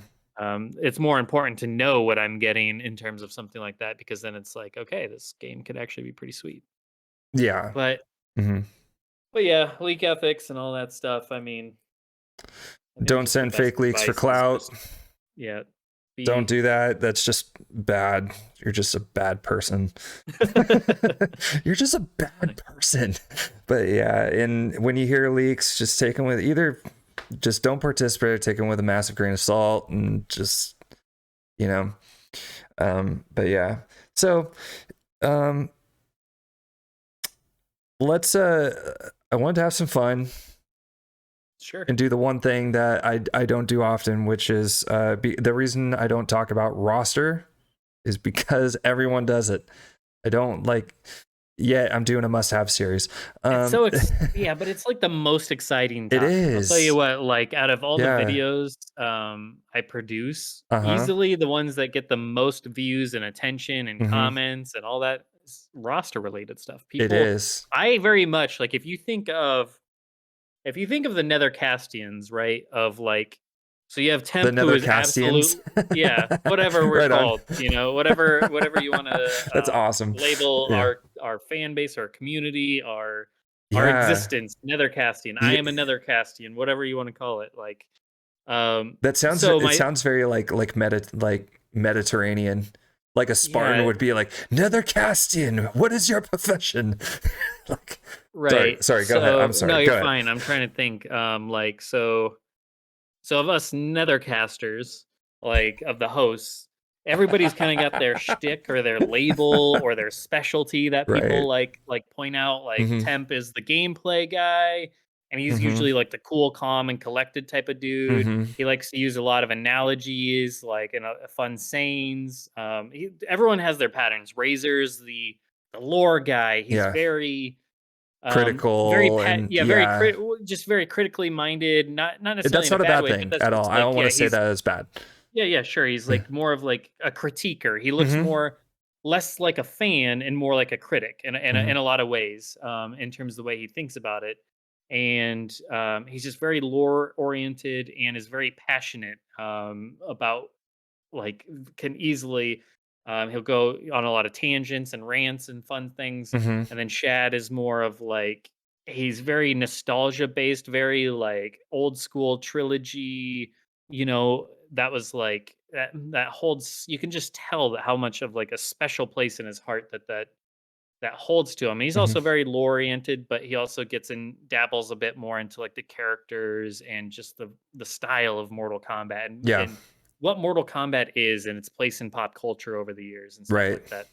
Um and then like for me, so it's like, well, what the hell is my specialty, right? Like they've already kind of covered a big chunk of what Mortal Kombat is. Mhm. Typically you think of it like lore bucket, gameplay bucket. A lot of people like only think of those two buckets, but like from my perspective, I've been called like the hype man, the guy that's like very positive, more Yeah. positive typically. I try to think of things from both sides where like I try not to just think of like things in a hardcore Mortal Kombat fan. I also try to think of the casual Mortal Kombat fans. When people say, we hate guest characters, we hate guest characters. And it's like, I've gotten more and more into that boat as time has gone on. Mhm. But I've also still remained like, I got a lot of friends that bring up the guest characters in Mhm. Mortal Kombat and how hyped they are about those things. And it's like, you see all the people on Twitter talking about it, and clearly there's a huge market for guest characters and Mhm. excitement around them. So it's like, as much as a hardcore fan base that we want more Mortal Kombat characters, we can't exactly ignore that guest characters are still a very beloved thing in the overall larger community. So The like, casual sense of things, because I can imagine just like all the 40 and 50-year-olds were just like, Rambo, no right. way. I was, uh dude, when I yeah. saw Rambo, I was like, oh my gosh. Yeah. Right, and then, like and with fatalities, like, the Hmm. other guys to the point I've been like, I would like Mortal Kombat to just get rid of fatalities, and it's like, "No, we can't do that." Like, there's Yeah. still so many people that love fatalities, like, I know when we get into our hardcore fan bubble, we Hmm. see things, like, at a very brass tacks way of, like, Yeah. "This is the experience that matters to us, and Hmm. this is what I want them to focus As a more on," but fan, it's as the like hardcore fan. but Yeah. yeah, it's like Yeah. we're this chunk, and then Hmm. it's like, we're the core here of basically Earth that's like this massive, and it's like you have Hmm. everybody else to think about. There's no way Mortal Kombat could or should get rid of fatalities. Should they Hmm. maybe give options for players that are tired of seeing them? Sure. Sure. I think Or just options for don't do everybody's it. sake I is mean, like, great. you can not Yeah. do a fatality, you know? But yeah, so go back to my point though. Yeah. So it's like what is my role? I like to think of like myself as like the hype man, the one that tries to stay more positive, to try to stay more Hmm. um not neutral, but like diplomatic in a way, like especially when it comes to how I The voice of address reason. NRS and WB. It's like I don't try and like throw anybody super under the bus. I try and always like try and remember like, hey, there's also this aspect we gotta consider. So I Hmm. try to be that, but also, if I were to give myself any other label of, like, what's my specialty when it comes to the actual game itself, Hmm. like, I'm a roster guy. I'm, like, the art guy. Like, I Hmm. love things like colors and design and the UI aesthetic and, like, how the colors and vibrancy pops off the screen, how the designs actually look, the characters' outfits, and Hmm. the style of the game. Like that's the stuff that I get into. But yeah, long story short on this long ass tangent is Yeah. like I love roster. I love talking about the roster. I It love is. Yeah. speculating about Mortal Kombat because that's what I've done for 22 years is I used to go on I had mk5.org as my and then Mortal Kombat Online eventually it became as my homepage on my computer since I Mm. was like 11 years old. Like I lived on those forums for so many years in the 3D era. And I remember in like computers class in school, like I'd always just be on the forum board, and like the kid next to me is like, "You're weird. Like, why are you just always on that site talking to people?" Like, back in like 2004, Yeah. 2003 or whatever. So it's like, yeah, like I love speculating and talking about like doing the roster prediction game and Hmm. what's your premier roster for MK12, or like if you had to choose a character from every game to be in, like that's the stuff I love discussing. So yeah, I'm all Yeah. about roster talk. I actually really like, I mean, like I'm doing that must have series because these are characters that I just really want to have in the next game. You must have. I know, yeah, They must like have them. they're a must for me, you know. Right. And if they don't all, like if I, if like even 1 out of 5 make it in, that'd be fantastic for me. But I recently I had a client at work who he's working for an independent publisher now, and that's the cool thing about my job. I've got to meet a Blizzard dev. I've got to meet a former who made Rock Band Harmonix Yeah. dev. I've got to meet some pretty cool people. I don't even work in the gaming industry. It's just where Right. it's just where I work, which is really cool. And I recently had a client who worked for Sony and then Hmm. Bungie and then Naughty Dog, and so I got to sit and talk with him for a bit while I was working, and he was really nice guy. All of them, all the devs, they're super. Oh, I'm a Twitch employee too. That guy was really cool. Nice. Yeah, that guy was really cool. And so I got to sit and talk with this guy for a bit, and I said, "Dude, I'm going to ask you 2 questions, particularly pertaining, okay, to game development, but it's going to give me a better understanding about Mortal Kombat because a lot of us are talking about Mortal Kombat and stuff like that." So I asked him, if you have this established story and beloved characters that everybody loves, and then you retcon a story to completely change a character to where people do not like that character in that retcon, yes, Sindel. That's exactly who I was talking about. And Right. he was like, I'm going to give you the answer, but you're not going to like it. And I was like, okay. And he goes, they are willing to burn a character or burn bridges to sacrifice old fans to bring in more new ones. Right. And for a lot, that's worked really well for a lot of developers. Now, I see Mortal Kombat had done that. NRS had done that in the past.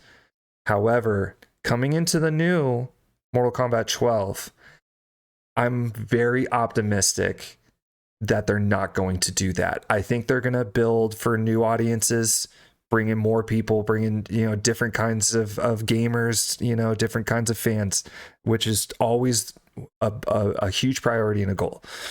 Right. But I also, for this particular one coming out, I see them taking a step back in the past of the way things used to be done, which is why I'm very hopeful for 3D era conquest and characters to be coming back, because it doesn't make sense to me if you have something that's so beloved and it's built up this massive reputation, this great reputation, and then you're going to go ahead and change it. Well, it built up the reputation because it was working so well in the past to build up to where it is now. So why would you change it? Right. That doesn't make sense to me. So I feel like Street Fighter's doing it. They're taking a step back into the past to, not with mechanics. The mechanics are very like they have a lot of Street Fighter, both 4 and 5 elements, and there's some new, like the parry system and stuff like that. But they're trying to bring back that element of fun that they had in Street Fighter 2. Well, I can see Mortal Kombat doing a very similar thing, where they're bringing back, say, Conquest and say 3D era characters, like I said. So building up to this, like with this must-have series, was like, one thing I loved about the 3D era was the fact that I got to explore more of the Mortal Kombat universe that wasn't just Liu Kang in a tournament or the rivalry between Scorpion and Sub-Zero. And yeah, it was really cool. In fact, I mean, Deception's Conquest was pretty much like, you know, everything leading up to Mortal Kombat 1.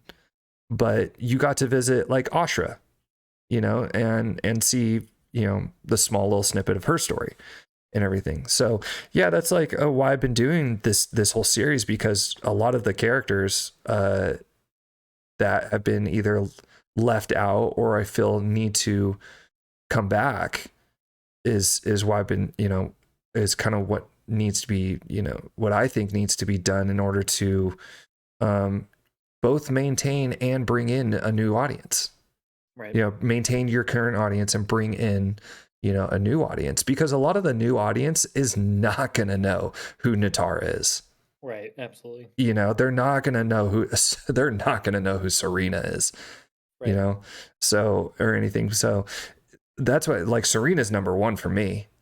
Mm-hmm. Like, that is arguably one of the most complex and in-depth characters in the entire Mortal Kombat universe. So having Serena come back, Natara and Ashra, and their, you know, the story of Ashra, the story of Natara, and how they coincide with one another is why I chose them. Li Mei, the more I did research on Li Mei, there's not a lot there.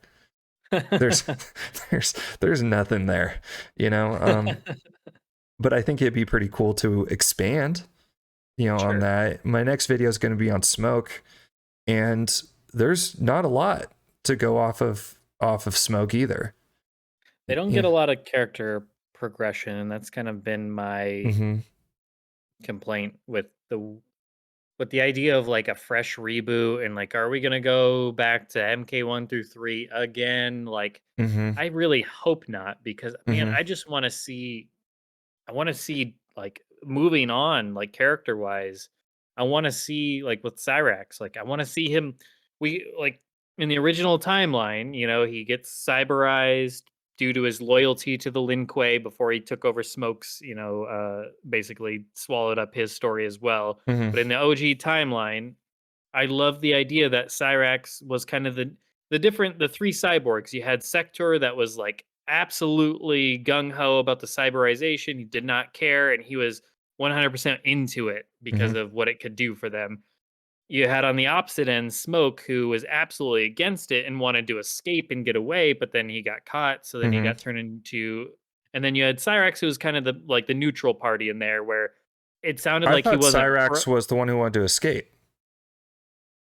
in the original timeline. I don't think so. Oh, I'm thinking of So MK9. yeah, MK9. That's where they Cyrax stole Smoke's Yeah. story in MK9. Yeah. Oh, that's what you meant. So Okay. basically, yeah. So in the original one, though, so you have Sector, that's absolutely pro, and he's clearly the most like evil of the three, right? Right. Like driven by power and all that stuff. Even Then you have looks Smoke. sinister.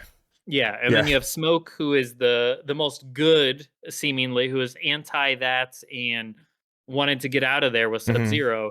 And then Cyrax, due to his loyalty, went along with the cyberization. He wasn't necessarily pro it, but he felt loyal to his clan, so therefore he stayed along with it. So he was kind of like neutral on the whole thing, right?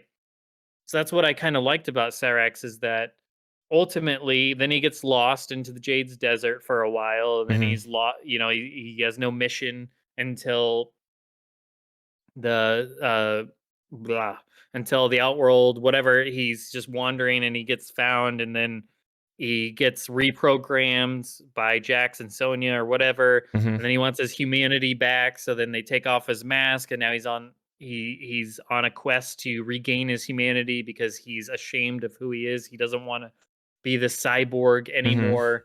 He wants to go back. He wants to revert back, and he goes good. He's no longer part of like the evil Lin Kuei at that point with Sector. Um, but beyond that, the Outworld Protection Investigation Agency, whatever the hell, and when Kenshi joined it, and when Natara was using Cyrax to find the orb, we have gotten zero. We've gotten zero progression for Cyrax as a character since Deadly Alliance. And when you think about that, Deadly Alliance came out 22 years ago, right? 2001, I 2002. think. Yeah. 2002. Okay, so yeah, over 20 years since we've had any progression for Cyrax. Hmm. And that's not the case for every character. Like, I think Smoke is in that boat as well, has had no progression since Deception, which was almost 20 years ago, Hmm. 2004, I believe. And then, right? 2004? Yeah, Hmm. 2004, because then Yep. Armageddon, I think, was 2006. It was like every 2 years. Um, but yeah, so many characters have had zero progression. Like Sub Zero's had some progression, Scorpion's had a shit ton of progression. You've had progression for some other characters, but a lot of characters have just been stuck for all these years because they went back to retail 1 through 3, but then Hmm. they, botched a lot of it and changed some stuff. And then we jumped ahead with MKX, but then it was all about like the new cast of characters. Then it was all about your combat kids and their stories, and the characters of the past just got kind of put in the back seat for a lot of them. Yeah. And then with MK11, it just kind of continued that, timelines converging. Now they just, what is this weirdness of them interacting with their past selves, and then the whole Chronica thing. So it's like, I'm ready for story progression. I don't Hmm. care what it looks like. I don't care if it's jump ahead to Deadly Alliance and Deception, and we're gonna pick up off of like that part of the timeline, Hmm. or we reboot it completely and do like a whole new, this is a whole new Elseworld type of thing. I don't care what it is. I just want progression for characters. I want a new chapter for Cyrex. I want a new chapter for all these other people that you're talking about. Yeah. Serena, Ashra, Lee May. Like, let's write new things for these characters so that they actually, let's establish more to their lore and what these characters are about, and Hmm. actually like see them in a modern game. And it goes beyond like the lore and the story. It's also their designs, like updated. I'm tired, quite frankly, I'm tired anytime I mention like a 3D era character having to use a render from 2004, Yeah. 2006, or their like Serena's brief appearance in MKX's story mode, or Lee May or whatever. Like, I Hmm. wanna see updated designs to see what these characters look like. I wanna see what Ashra looks like Hmm. in 2023. Like, what does that character look like? They're gonna change her to some degree, I'm sure, taking inspiration from original design, but Yeah. she was in one game, nearly 20 years ago.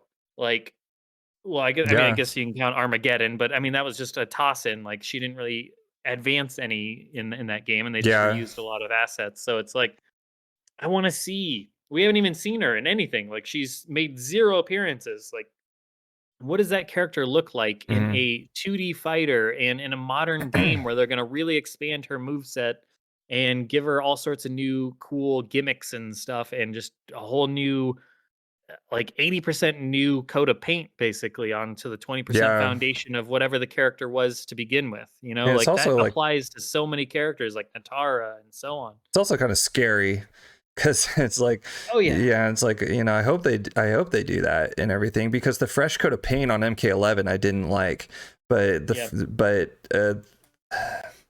A yeah, lot of it's, that hinges on the style of what MK12 looks like. Are the models going to look cool? Is it going to be colorful, or is it going to be more mhm, like MKX? Is the gameplay going to be fun? Are they going to mhm, like write these characters well? So I mean, it goes back to way back to our initial, where we started off this show, and that's talking about execution, and all that mhm, ultimately plays a huge factor here as well. Um so yeah, but I'm one that I want those dice rolled, because if we don't, mhm, I know a lot of people didn't like how Frost was handled. I personally still enjoyed it as a Frost fan, as she was my number one character going into the game. And when I first, speaking of leaks, when it was first leaked out to me that Frost was going to be a cyborg, and I first heard about that before actually seeing how it was executed, mhm, I was so disappointed for like a good few hours. And then mhm. I turned around 180 and I was like, you know what, this could actually be kind of cool. And it won me over, and I still really dug it. And I know a lot of people didn't, but it's like, I wanna roll those dice for Ashra, Serena, Lee May, so on and so forth, because Mhm. they're just lost to time if we don't. I mean, yeah, Yeah. it also is like the Lee May of Deadly Alliance and Deception, or the Ashra of Deception. Those characters aren't going anywhere. Like, you can always Mhm. go back to Deadly Alliance and Yeah. Deception and play those characters how they were. You can still enjoy Deception Ermac. You can still enjoy Deception Sindel if you really want. It may Mhm. not be like MK11 Sindel may not be your Sindel, but it didn't change the original timeline, Sindel. Those games can't be taken away from you. At no point can they actually rewrite Mortal Kombat 3. You know, they can't Yeah. actually rewrite Mortal Kombat 2. They can do a modern spin on it that they might treat as like the definitive version of it, Hmm. but history is history. You know, there's any like there in the when it goes in like the I get what history, you're saying. I totally do. right? It's like, okay, so for instance, the Mortal Kombat 11 Sindel retcon and stuff, and then 16-bit came out and said, "Oh, she's always been like this," and everything. You're like, That's bullshit, and you know, that's not true. that's when Yeah, you're right. But it's like you go back and you play, you know, Deception and Armageddon. You're like, no, that's not what it was at all. And you play right. Mortal Kombat 3, you know, it's like, no, that's not at all what it was and everything. So you can always, you're right, those games aren't going anywhere. In fact, I was playing through the Deception Conquest like 2 weeks ago, and I was having a ball. I was having so much fun playing that Right. game. Same thing with Deadly Alliance. I was playing through the Conquest on that and going through all the different characters and stuff. I was having so much fun playing that game. Yeah, Nothing can take those away, the you know? graphics are outdated and stuff like that, but I agree with you. I want Serena back in the game. I'm a huge fan of that character. I'm a huge fan of redemption stories. I'm a huge fan of the good guy. So I like to see the good guy. I like to see people who started with nothing and build themselves up to achieve Yeah. greatness. So A big reason why I like Cyrax, and I think that's why a lot of mhm, people like Smoke, and that's why I also like Ashra, and like I think your mention with Serena is we're talking about yeah, demons. We're talking about evil things, evil beings yeah, that are ultimately, like in Ashra's case, she's legitimately trying to redeem herself by hmm, slaughtering other demons and hunting other demons. She's trying to redeem herself with her sword. And as you're gonna say with Serena, like she's a demon who is in human form who you know, knows nothing else besides serving Quan Chi, and then right. and then sees another path that Bi-Han is just like, he didn't even show her. She just saw somebody achieving something else that wasn't the path that she was on. And then I liked also in Armageddon's story with Ashra, where it's like, oh, that sword is actually not the sword to achieve purification. It's actually brainwashed her and manipulated her to believe that she is doing a good thing when actually it's designed to purely just kill vampires. And so that's where the whole Natara, you know, story comes in and the conflict Yeah, between those two. So just us talking about it right here, it's like, with this is all within the Mortal Kombat universe that doesn't exist within the main story arc, that is fantastic and complex and awesome stories that we can all achieve by playing the game and seeing these other different characters, which is right. what I really, really, really want to see. You know, Lee May is also serves as that, you know, her small humble village, and everybody was happy. All of a sudden it gets, you know, captured, and she has to build the temple that holds the Solnado. Right. And you know, Lee May's story could be really cool. Same thing with Lee May and Serena. It's like they have an insider's view of what it looks like, you know, on the dark side, so they're going to help the light. I think that would be really cool.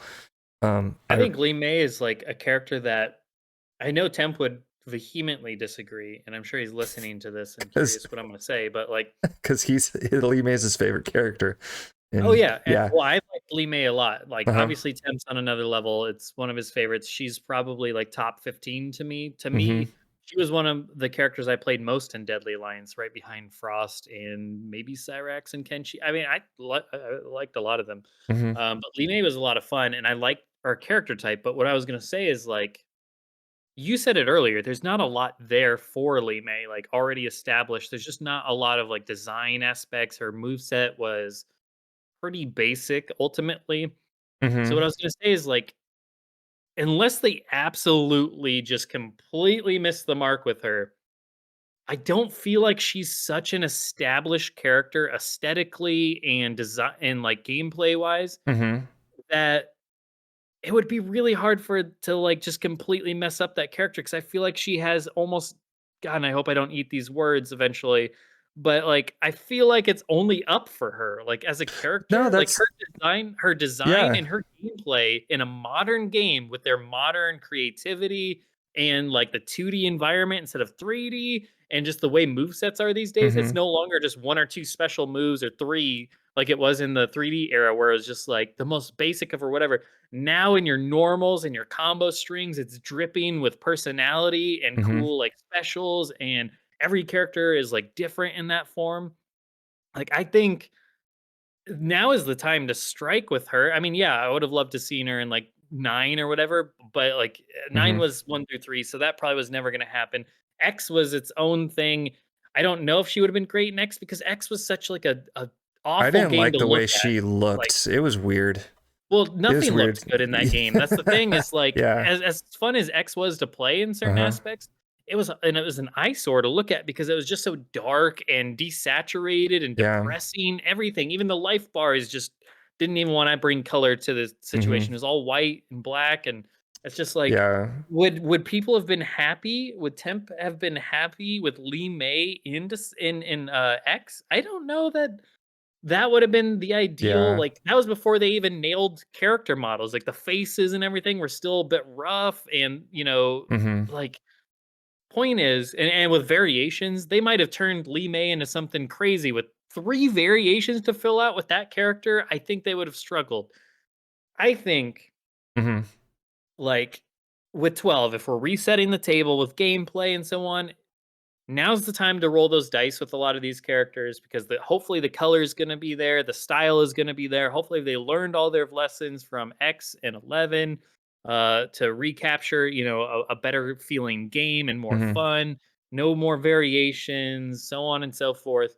Like and design wise and just the way like the character models look like Hmm. now is the time to strike. So personally, I'm all about rolling the dice on Lee May, on Astra, Serena, whatever, Reiko, Havoc, you name them, Dramen, whatever, Yeah. Suhao, I don't care. You bring him to the table. Kai, like, let's bring these characters back and really Take some risks.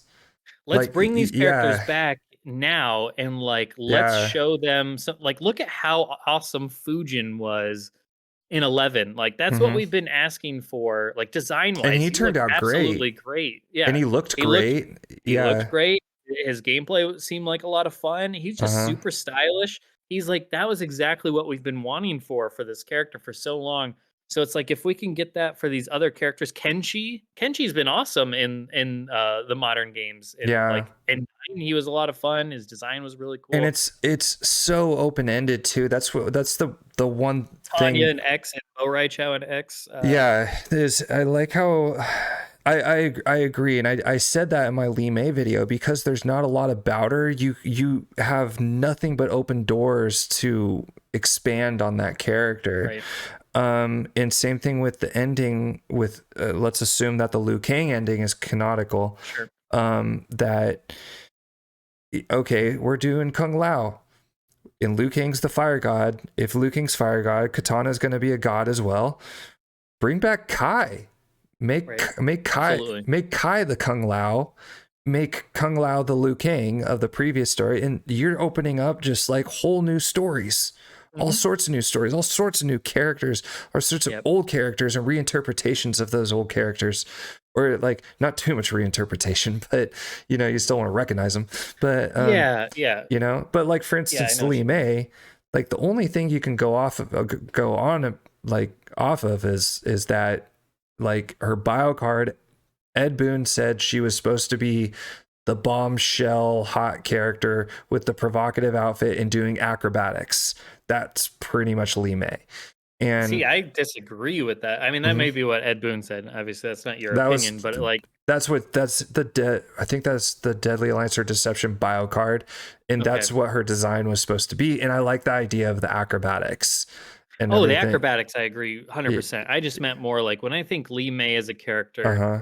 Um, I think the things you need to keep for her, personally, is one that she is from Outworld and she ultimately fights for Earthrealm, right? She's trained by Bo Raicho. Hmm. I think you should have her be more of like a champion of. She's almost like the female Liu Kang in that she's a champion of the people. She was just comes from a small town or whatever, Hmm. small village in Outworld, and ultimately she's just a very highly skilled fighter. I think you keep the acrobatics, like you were saying, and go more crouching tiger, hidden dragon with a Hmm. bunch of floaty punches and like her, her.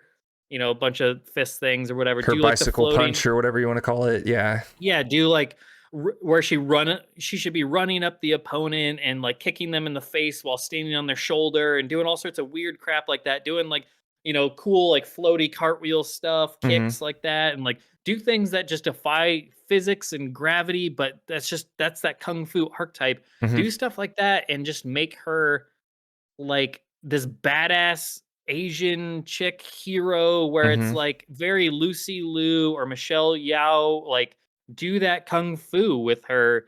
And that's what you should be playing it up. It should absolutely, like, as much as I think like Shujinko should be that Pai Mei figure where he's just this old, very old martial arts master that you Right. underestimate because you're like, who is this old man? And then he literally just punches you with his finger and you just feel like your heart's gonna explode. Like that Yeah. kind of stuff. Like you need to be playing up the old kung fu archetypes with her, and she could be an absolute badass. Mm-hmm. But yeah, she should just be a little firecracker. I feel like she should be like hits you 5 times, and she's just such a small framed woman, Mm-hmm. but she just so fast, so furious, and just can manipulate your joints and do all this cool martial arts crap that Yeah.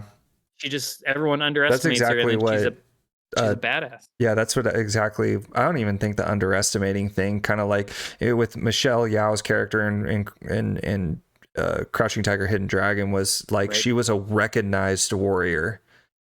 So it's I think Lee May should have that, as she's a recognized warrior, and Like, she should have defeated, like, the Deadly Alliance. I still think that would have been a cool, like, in her story, the way that mhm. played out, that would have been really cool. So, yeah, I just think There's a lot you can There's a lot of do. there's a lot of cool stuff you can do, and I think that Yeah, applies to all those characters like Ashra's and the Serenas and so on, and Serena. Kai and so on and so forth. And here's another thing I was really hoping for too, is mechanically. One thing uh, that Mortal Kombat does not do is unique character mechanics. Mhm. So like you won't see you'll see like your Talking about full. like Injustice style where kinda you get like different abilities that characters have that are unique to them. Yeah, I Like, mean, every character has their abilities that are unique to them and their kit and their style and stuff like that. But right. like for instance, in Guilty Gear, you have like uh the the blood meter for Mhm. one specific character, and Sin has his own specific meter and everything. So there's Yeah, like, that's very, like, kind of Injustice in a way where, okay, like, even, so like so Atrocitus had, like, Dexstar hanging around, and his gimmick button would make Dexstar do various things, or Poison Ivy would put out her plant. Bane mhm. had his meter that would fill up that was Venom that you had to, manage and stuff, so, Yeah, that's yeah, you're exactly right, what I'm Mortal talking Kombat doesn't about. really have They don't that have kinda stuff, that. do they? And I would love to see, and I said this in my Serena video too, is that I think it'd be really cool for Serena to, having the training of Kuai Liang or Bihan, because it's a whole new story. Now that it'd be cool to see her be Lin Kuei, and they teach her how to control her demon form and have like a like I guess like a demon meter, to where she's Right. like filling that up, and to where she would be able to transform into uh fill that up, transform into the demon, and that would open up different moves for her. Right. I would like to see I would like to see Mortal Kombat kind of take those risks and try those new things, going in, Yeah, to they it. kinda So did they dabbled with that in some of the variations, like, mhm. Liu Kang had, like, that where he had, like, his dark side, but then also the light side that you could switch between, like, as Mhm. a, kind of flip, and then I'm trying to think of other examples, but there have been some light examples of them trying to mess around with, like, gimmicky things, like, Yeah. Kotal Khan could lay down the totems that would do things Yeah, they and did a increase little damage. bit, a So little they've bit. kind of touched Yeah. on that, they've just never gone full into it. They've dipped Mhm. their toe in it, And it so to doesn't mean they speak. need to. For instance, Lee May, I don't think needs to have a Lee May shouldn't have a unique meter to her. She Yeah, should be well, that's very the thing is, straightforward. so often they they make, like, something the gimmick of the game, and then every character has to have that thing. But yeah, to your point, I think what's best is just let like if it fits a character, let them be Hmm. unique. Like if only one character has their own special meter in the game, that's perfectly fine. That makes that character stand out. Right. Every other character can have their own things that make them stand out. That doesn't have to be that though. Hmm. Like it doesn't have to be a gimmick, so to speak. So yeah, I definitely agree there. Hmm. So yeah, I just ultimately I going back to the original point though, like I think now's the time to roll those dice. I know a lot of people are scared, like, they might ruin my character. It might be a Cabal MK11 situation where now I just don't even like that character as much because they've done a bunch of things, or like a Frost, how people feel about Frost. And it's like, I just don't look at it that way because, like, you maybe you don't like the character in this game, but it doesn't change the character in all the past games, and it also doesn't mean that in the future games they're going to be that same way either. This is Hmm. one chapter. Each game is just one chapter in that character's history. Sometimes you win, sometimes you lose, Hmm. but I'd rather see them try. Unless they develop just such a bad track record that like it's a higher chance that they screw your character up, I guess. Which I don't know. Are we at that point? Maybe some people have felt jaded enough that they're at that point where they feel like they screw more things up than they get right. But I guess I'm not there. Like I still think like Um, for every Cabal, you have like a Baraka, who made his best appearance ever, I think, in MK11. Like I think that character I would agree gained with that. so Yeah. much from that. I think Fujin was amazing in 11. Hmm. Like they knocked that character out of the park. Shang Tsung in 11 was super awesome. I thought Hmm. like Carrie Tagawa in 11 So, is just yeah. absolutely sweet. And there's more. Like I'm sure there are more the more I would think about it, but yeah, and it's not to say that they don't. They do have their occasional misses I thought in every game. I thought Sindel looked and played really well in Yeah, I 11. loved her design. I I really loved liked her her design. design. I really liked. I like the Banshee. Like that See, stuff I didn't. with her moves was really cool. You didn't like it? I didn't like the Banshee. I really liked Mortal Kombat 9 Sindel as well. I liked I like the look of Mortal Kombat 11, and I like that she used the Naginata, but I don't Right. like the Banshee part, and that's just Hmm. me being picky. But Mortal Kombat 9, it's like when she screamed, I like that it was more of like a whisper sound, like Interesting. it was so high pitched that, Right. it sounded eerie, and I really liked that Yeah. when it was like, kind of thing. Yeah, I know what you're talking about. It was Yeah. so cool, like to hear that. And then uh, I actually liked. I would really like to see Scarlet come back. That'd be really cool. I liked. Yeah, I thought she was done really well in 11. I I liked a lot actually. of what they did. I see. I really liked Mortal Kombat 9, both design and mechanics. I liked her in Mortal Kombat 9 way better than in 11. I liked some of her design elements, and I like that they kind of made her kind of creepy, like Yeah. but I didn't like that they made her a mage. I'd rather her be like an assassin who used mage kind of like a battle mage. uh For me, with like Scarlet, like mhm, maybe it's just because I didn't have that pre-established love for her in 9. Like mhm, to me, she was just kind of there. Whereas in 11, like even from the get-go, she's in the initial gameplay reveal mhm. trailer. It's like She was in the beta. she just looked, yeah, just thought she looked awesome. I loved Uh-huh. the design that they took with her in 11. I loved the face model, the Yeah, accent that she had. I It did all like sounded that. cool. I loved the hair. I loved like that she'd have like the knife here, and I loved the giant blood scythe. Like I loved all that kind of stuff. Mhm. So maybe yeah, that's just to me, I thought she was a highlight for me There in was a 11. lot of really good about her. I really like the face model, and the Russian accent was really cool. um And then like to your point, like with the assassin stuff, like mhm. I don't know. I think like the mage stuff almost makes her more unique. How many like female mages do we have in 11 versus how many female assassin types do we have not in Yeah, that's 11, true. sorry, in Mortal Kombat in general. It had In Mortal Jade, Kombat in Katana, general, we have Melina. Jade, Yeah. Katana, Melina, Tanya. Like we have so Mhm. many female assassin types, whereas the mage sets her apart. It's like nobody's doing Yeah. what Scarlet's doing. She's blood magic. Nobody else has that as their Yeah. their claim to fame, so to speak. Whereas a million people use like weapons and do like the stabby and quick little swipes and Hmm. sneak up on you. And And both work for female characters too. It's like yeah, to me, like uh the sexy assassin works really well for women, particularly, Katana, Melina, and sure, Jade, but also yeah, like the mage works also really well for the female character. And yeah. it's the only mages we've seen is like Shang Tsung and Shinnok. I haven't really seen Quan Chi, I guess, in a way, but he's more like a full war. on He's more like a necromancer. warlock, Yeah, yeah, necromancer kind of style. So yeah, but it's still, I mean, mage nonetheless. yeah. But yeah, we don't really see a lot of female mages. So yeah, I would agree. I would agree Not with saying that. don't have I like some just of the thought assassin stuff built in there. Just like she, she just I played would so well in lean Mortal Kombat 9. That was the thing. Like I sure, really liked her in Mortal Kombat 9. right, So yeah, and there's nothing wrong with absolutely. yeah, but anyway, yeah, as you're saying, it's to have that unique character. And also I would like to see like true especially because Street Fighter 6 looks like it's going to be like grappler haven. I would like to see grapplers. Oh yeah. I know people hate grapplers, but We need a like, big Bane type in MK. Trying to yeah, even think like obviously you have Jax, but I mean Jax isn't like he's he's kind of like he is halfway there. yeah, he's like half grappler.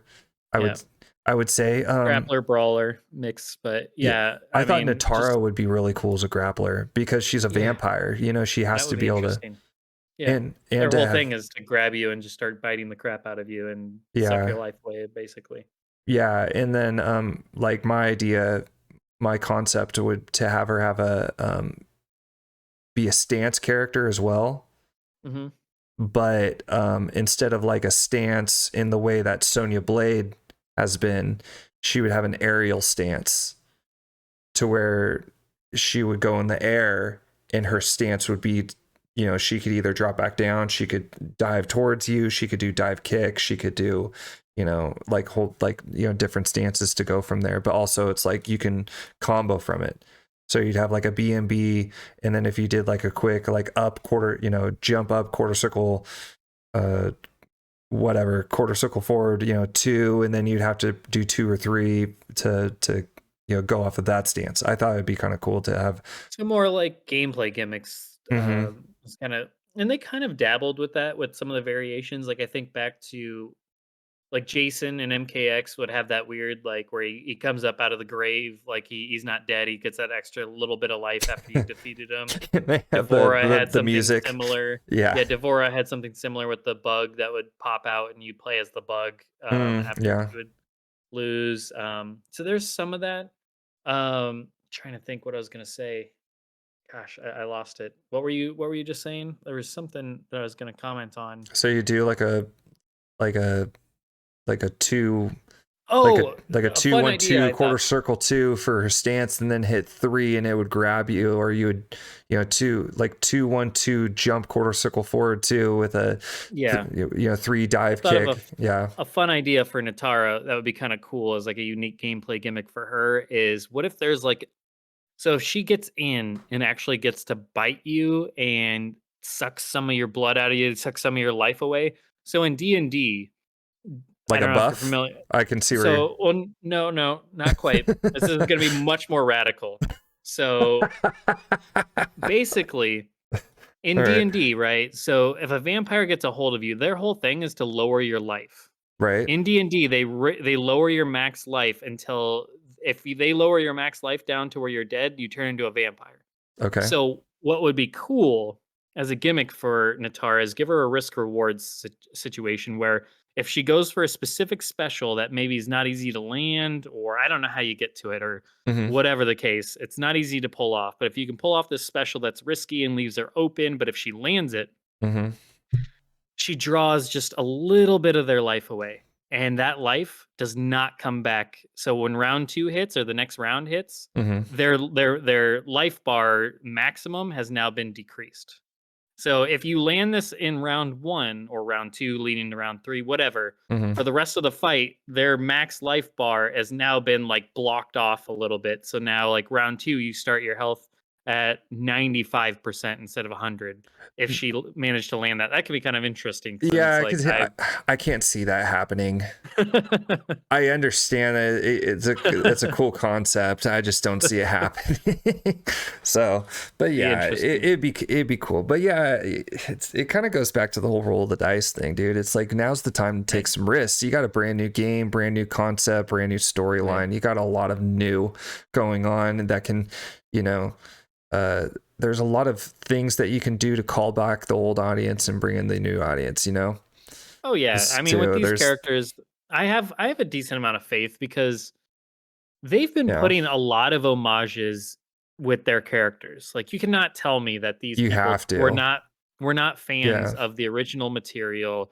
Like think to gosh, I could probably name so many if I actually put time to think about it. But like, let's go back to Johnny Cage. He got his MK2 fireballs back where he could straight throw fireballs, or Hmm. then he even got like the very quick MK1 or whatever it was.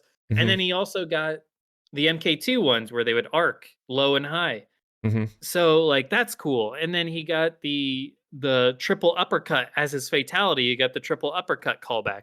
And then with Fujin, I did not expect Fujin to have his crossbow at all implemented in his gameplay, but they put it in there. Hmm. Or like bringing back like things like the pretty kick and for katana and stuff like that, and putting in like a combo or the start of her X-ray or like all these I don't know if that's accurate, but I just know that they've put a lot of that like homage stuff in there. Or Hmm. like you said, the Naginata for Sindel. Like they didn't have to do that. That's somebody that actually loves Sindel and Deception and Hmm. is like, let's implement her Naginata into her gameplay to some degree. Yeah. Like they absolutely go back to the original source material and draw inspiration. I just don't think they hold this stuff as like strictly as the fans do. So it's like, Hmm. are they gonna make little changes and adjustments that sometimes piss people off? Or are they gonna like not include this mask that you absolutely loved as one of their outfits for like Cabal Yeah. and stuff? Or they're gonna make little changes that they think are cool, Yeah. which is fine. Not everybody's gonna agree. I mean, you and I have disagreed on some of like the stuff with characters, and that's just normal. Like even in amongst our own community, our hardcore community, you could not sit down the hardcore community of Mortal Kombat and everybody agree on a direction for everything. Yeah. Like that just doesn't exist. Like it's just not possible when it comes to design or how to take these characters or how to design them or what their gameplay should be in this or even how the gameplay should feel.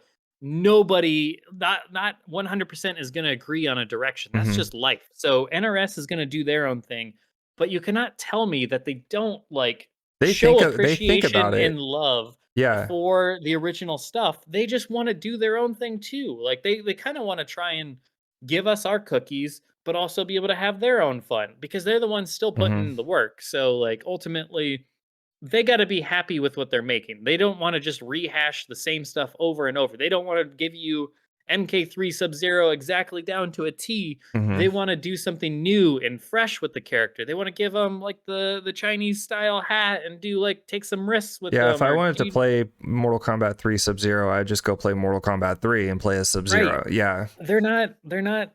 They're not preventing anybody from like doing those things.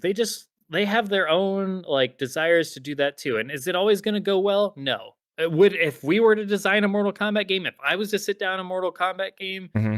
it's not going to go all well across the board. I guarantee you, I'm going to do something with a character that's going to piss off somebody. And if Yeah. my idea of what a good Mortal Kombat game is literally just doing like the OG timeline stuff and just being like as carbon copy of it as possible, that's not going to be creatively satisfying in Yeah. the long run. I mean, these are people that have been working on the game and the series for years upon years upon years.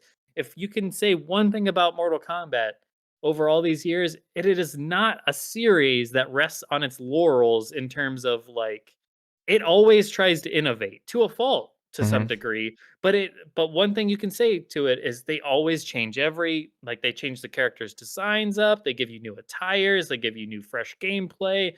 They make everything new, new, new, new, which I said to some degree is a fault. I mean, there is something to be said about Hmm. if it ain't broke, don't fix it to some degree. And find an established identity and make sure you keep that throughout all the games, and they've lost that to some degree.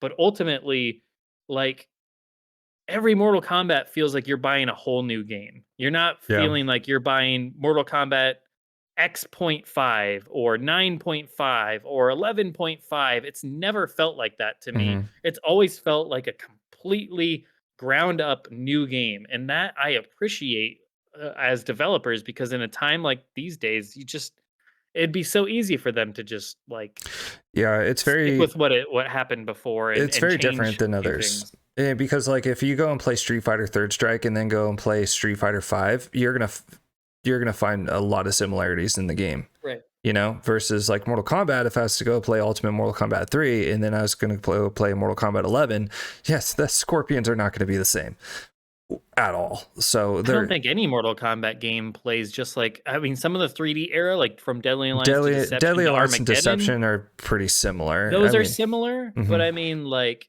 1 to 2, 2 to 3, 3 to 4, 4 mhm, to Deadly Alliance, and then MK versus DC, mhm, 9, X, 11, like they just feel like radically different things, but mhm. That's that's Mortal kind of Kombat. cool in That's a just what way. they. Like, That's how things are done there, yeah, and and you know. sometimes you win, sometimes you lose, and they're gonna make some hits, they're gonna make some misses, and Mhm, that's one thing about like 11 that I gotta give it credit is, you know, how often people crap on 11 for just like a lot of the gameplay problems. That mhm. game is filled, and obviously like the grind and all that crap. Obviously, Yeah. I've been very outspoken against, but like that game is filled with so much like personality and love and awesomeness in so many things. Like the friendships are really awesome. Like I Yeah. love that they brought those friendships, and a lot of them are entertaining.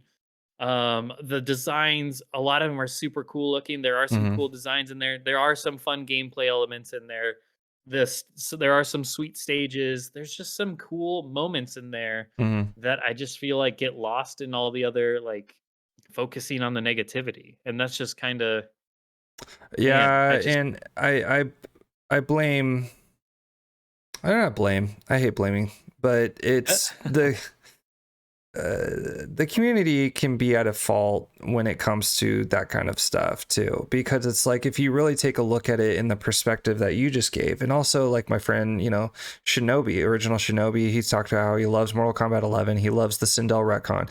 You know, you're talking about how you love Frost, and yeah, I don't like the design of Frost. sure, right. Um, and I was a huge Frost fan. I still am a huge Frost fan, Mhm. but you know, there is so much good that happened in that game, and it was not even arguably, it is the most beautiful Mortal Kombat game ever created. It was a Yeah, it looks really is good. a beautiful game with beautiful stages, beautiful designs, and everything. The character designs look great, and we were talking about earlier how it's like, oh, let's roll the dice on Noob, and Noob Saibot is like a wraith, and I was like, dude, this looks freaking sick. I don't know if like I'm sure there's people out there that don't like the character. They want the Oh, original. in 11, I was not a fan of a lot of the stuff that they did Mm-hmm. for Noob. I liked him in MK9. But that's not But to I cut you see, off, I that's like loved it. I right. love the And that's wraith the thing, character. and that's Mm-hmm. okay. And it's Yeah. okay that sometimes like maybe Noob isn't for me this time. It's Mm-hmm. for you. It's for Mm-hmm. Shad. Shad absolutely loved Noob. Some other people didn't. Mm-hmm. So a lot of people did. I think most people probably loved what they did with Yeah. Noob in 11. So I don't think you're in the minority. I think I'm in the minority that didn't love his voice. I prefer Yeah. more of, and it's not that like. Don't get me wrong. They did a lot of You awesome things with disappoint them. me, brother. Yeah. It's the Dr. Claw voice. Yeah. I'll get you next time, Gadget. Like, yeah, like Yeah. Sub-Zero. yeah, like I thought that was silly and Yeah. over the top, but other people dig it. And that my point is here, it's like I think we when you become such, and this is, I can say this as somebody that took a long ass hiatus from the Mm-hmm. community and like a long break as a Mortal Kombat fan. I was gone for like 2.5, 3 years, probably the most in my since 2001 when I originally started with, getting in the Mortal Kombat community. That might have been the longest like detachment from Mortal Kombat, the Mm-hmm. community, everything at large that I've taken. And I'll tell you, it does wonders. And I know Shad has recently said he's gone back to play a lot of the old Mortal Kombat games. He's been Mm-hmm. playing Ultimate MK3 and Trilogy and just re-falling in love with like those games and the franchise. And it's like, yes, that's what people should be doing. Refocus. Why do we Mm-hmm. get so damn focused on the negative and just bogged down? Because trust me, I've been there. When we were MKX days, I was getting so bogged down in negativity on like not Mm-hmm. liking this. Why is the roster like this? Where's this character? Where's that character? How can you leave this? And getting so frustrated and to the point where you just become bitter and toxic and jaded and jaded and jaded and jaded. And it's like, Then go step go back, go play the take a game you want to breather. play. Yeah, Yeah. go take a breather, reestablish like what's important in life. Mm-hmm. Mortal Kombat, at the end of the day, it's a franchise, guys. It is a series. It's okay. I know, there's nothing wrong with being a hardcore Mortal Kombat fan and loving this series and wanting them to do right by it. Mm-hmm. But guess what? Not one of our opinions is the be all end all. They are Mm-hmm. serving NRS has to serve WB. They have to serve the hardcore fans. They have to serve the casual fans. They have to serve new fans, as you mentioned earlier. Mm-hmm. They're juggling like 70, 80 character franchise at this point that they're trying to Mm-hmm. stay on top of, plus whatever new characters they throw on top of that. Plus, they got to accommodate for guest characters and crap that's mandated and all that stuff. Mm-hmm. And then you've got like fan favorites and like how do we get these trilogy era characters that are really going to be a drawing point for our game? Where Yeah. do we put in the 3D era characters? Where do we get the new characters? Where do we get the NRS era characters?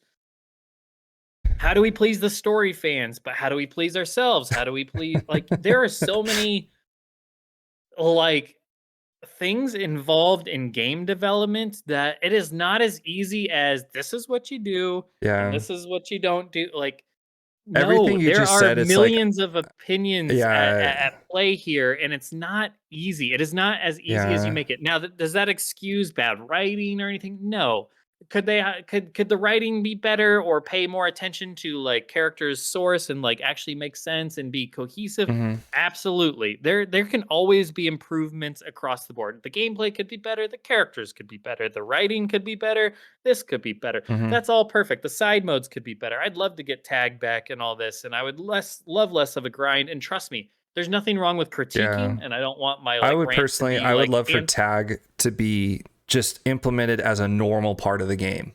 yes. Like tag Yeah, team would be a be, selling point. yeah, Should be it great. should, that's how it was in Mortal Kombat 9. In one of the trailers, you saw like the character, the CGI trailer that you saw the characters actually tag out. I thought that Right. was pretty cool. But yeah, you're I one, just you go ahead. so Go ahead. no, I'm just saying it's I feel like it's just gotten to be such a bitter damn pill to like on the Netherkast server on the Discord, like I created the MK12 hype section Mm-hmm. because it's like I just want to talk about MK12 and be hype and speculate. I don't want to get bogged down on the complaints of the last two games or the last the last two games. Two Like I don't games. want to Yeah. hear about MKX. I don't want to hear about MK9's story. I don't want to hear about all the things wrong with MK11 because we've been over that so many times.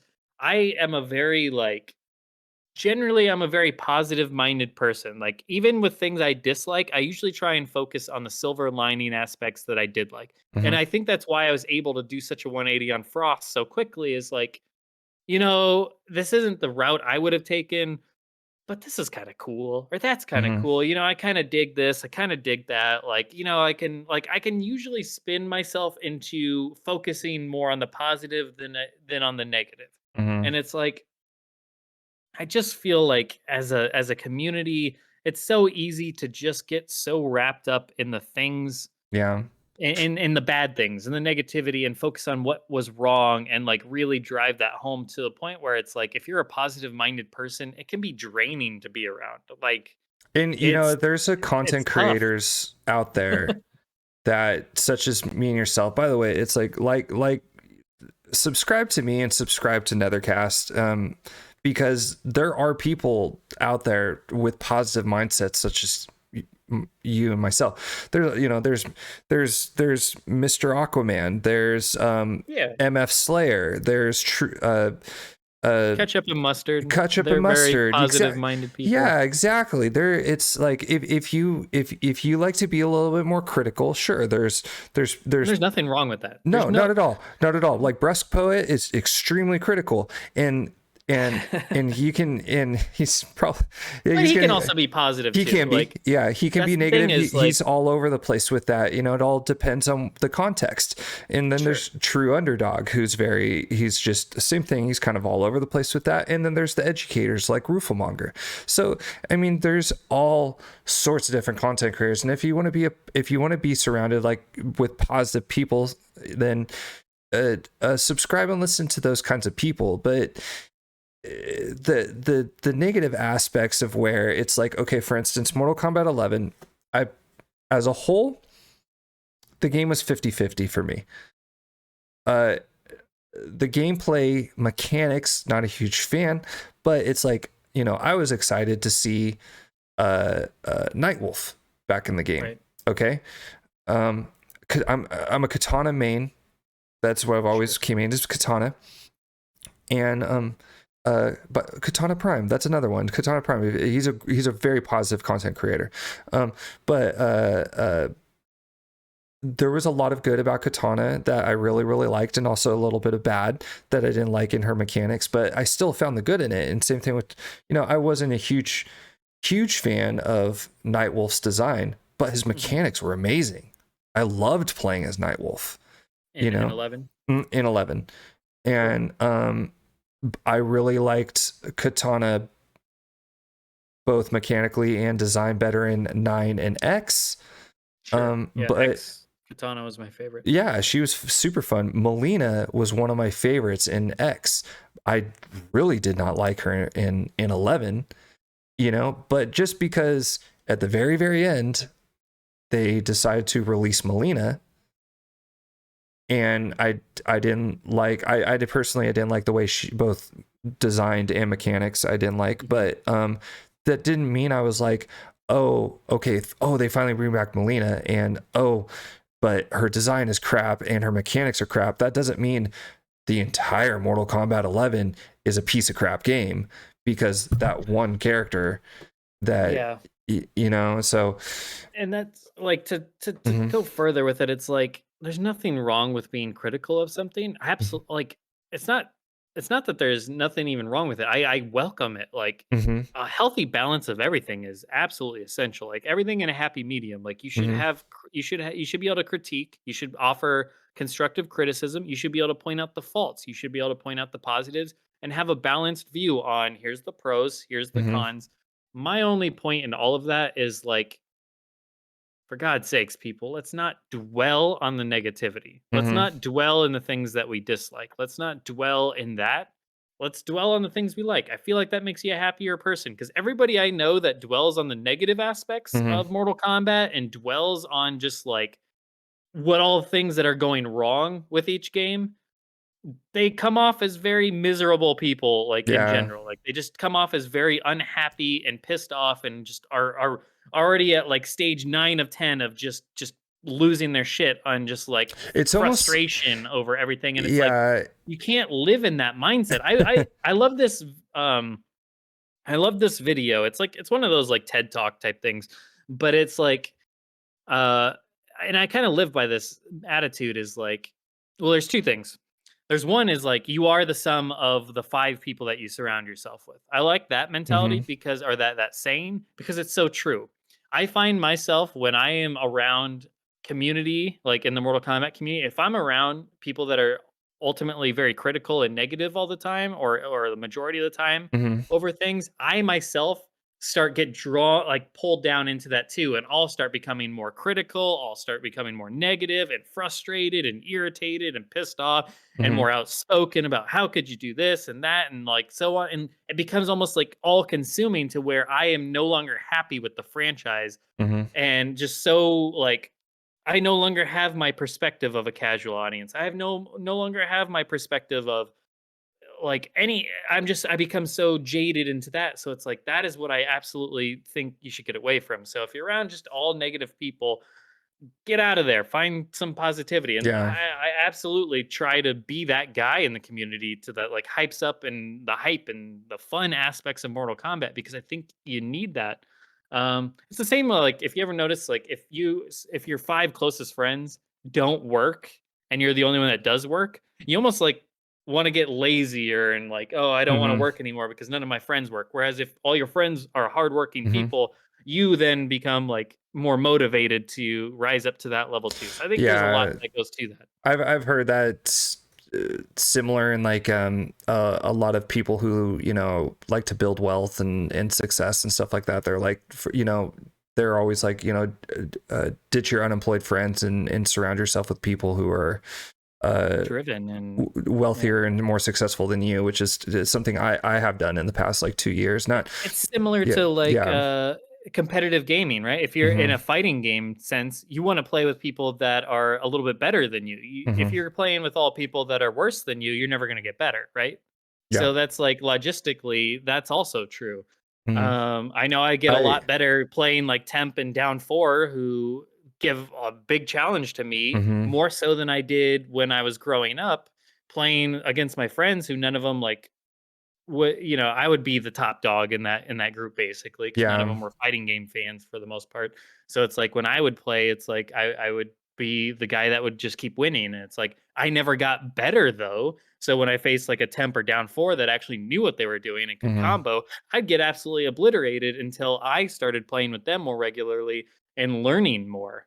So yeah. that And applies to they're that as great guys well. to play with too, because Temp is like, we'll play and he'll They'll while teach you. not while we're playing, but after we're done, he'll be like, you know, he'd be like, you'd have better defense if you would like wait, you would wait your turn or something like that. Yeah. He'd do stuff like I that. do the same thing. Like if I'm Yeah. ever playing with somebody that's like trying to build up to Hmm. that isn't to my level, I'm absolutely playing and like here you should do this or that or like this is like when I did this, Yeah. you should do that. And that way when they had start adjusting to that, then I have to adjust to what they're doing and so on and so forth.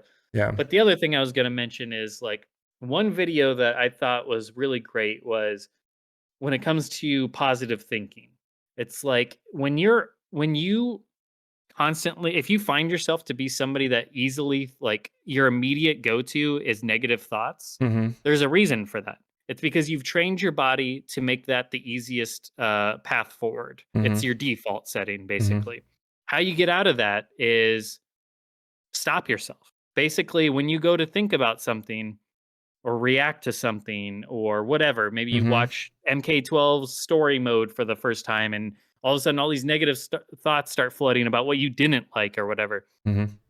What you need to do is stop yourself from thinking for a second and just say, what did I like? Force yourself to focus on the positives. What you are doing is retraining your brain Hmm. you got to keep doing that. You have to keep thinking like that. And eventually, the positive thoughts will be the easy route, and the negative thoughts are going to be the harder thing to come to. Those are going to be things that you have to actually put in effort to think about because your brain naturally is going to find the easiest path forward. So Hmm. if you're naturally already a negative person, that's your default mode. That is what you automatically happens. Hmm. And to be positive, you have to put more thought towards. So I love that video. It's like a whole like inspirational, like make yourself better Yeah. type of speech type of thing. But it's so true though. Like me as a person, in general, I focus on the things that I like in a movie. When I'm done Hmm. watching a movie, the things that stick out as weird or most people would like, how the hell that doesn't make any sense. Like I probably didn't even notice that. Like I'm so engrossed in a story that I'm enjoying because I'm positively thinking throughout the whole thing Hmm. that then I have to go back and like, oh yeah, that was kind of weird. Like why? But then it doesn't matter. Ultimately, I had a great time. Like I enjoyed myself. Like why focus on that? Like that's so essential. So trust me, when I took this break from like Mortal Kombat The and just the community at community in large, general. yeah. Yeah, it's like I stepped outside of that. I saw how my friends were reacting to Mortal Kombat. I saw how like casuals were reacting to Mortal Kombat, how excited they would get for this character or a guest character, or how much Mhm, they enjoy fatalities. When I would play Mortal Kombat 11 with my friend like 2 months ago, I started playing it with him, and we were like watching the fatalities for the first time because I hadn't even seen most of them. mhm, I was like, "Oh, that was badass." Like, I was enjoying these things, like, when Nightwolf does his thing and then the big ass bear just comes and breaks the guy in half. Like, in the community, people are like, "Oh, that was stupid. He would never do that. That's overkill." And it's like, but in that moment with me and my friend and just seeing his reaction and my reaction, "Oh god, that's just crazy." It's like, mhm, I was back to just being able to just enjoy Mortal Kombat or playing Mortal Kombat 11, and yeah, it mhm. wasn't perfect, but, like, we were just having fun with the game. People, like, please just, I'm telling you, like, even with the movie that came out, the live action movie that was just, like, so, it's just whatever. Mhm, It's like, I watched it, it was it just didn't do much for me, but mhm. there was still some cool parts that, like, I loved how they used their abilities in the movie. That's something they didn't do enough back in the old movies, but now to, like, see Kung Lao do teleports and shit in the movie, and I'm like, "Oh, that's so badass up there." It actually felt like a game. Sub-Zero creating an ice wall and throwing Scorpion into it and stuff. Like, it actually Yeah. felt like it was the game moves come to life in the live action. There's definitely a lot of Uh, callbacks in it. Yeah. yeah, so it's cool stuff like that, and it's just like, yeah, this is cool. That aspect was the most enjoyable part of that movie. Mhm, Um, so it's just like, I feel like if you just step back and take yourself out of a negative driven critical, like where you're criticizing and thinking of it only from a hardcore fan, where it's like you're in that grind. It's like you're so in that grind mhm. that you just forget to see the bigger picture on things. You can't see the Yeah. forest for the trees or whatever, as they say.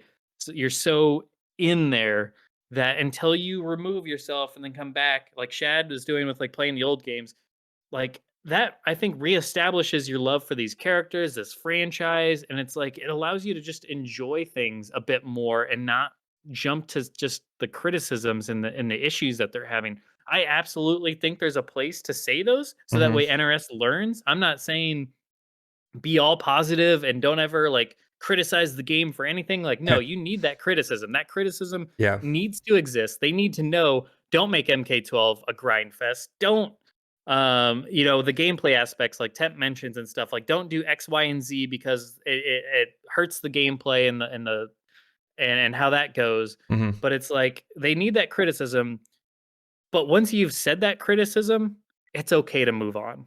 Like, it's Yeah. okay to move on with your life. You don't need to harp on that. You don't need to dwell in that mode Mhm. beyond that point. State your criticisms, send it to them, say it once or twice. If you have to repeat yourself a couple times, that's okay too.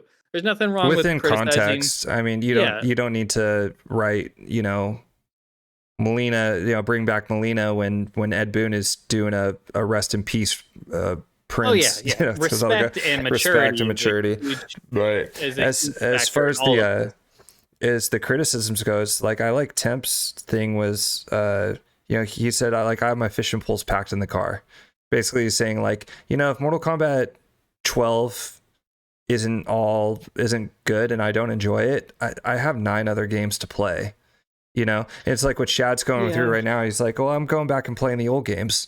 It's like you can do that too. It's like, if Right. it's I'm very similar to you in that aspect. It's where like with Mortal Kombat 11 specifically, it took me a long time to finally be like, I don't really like the game very much.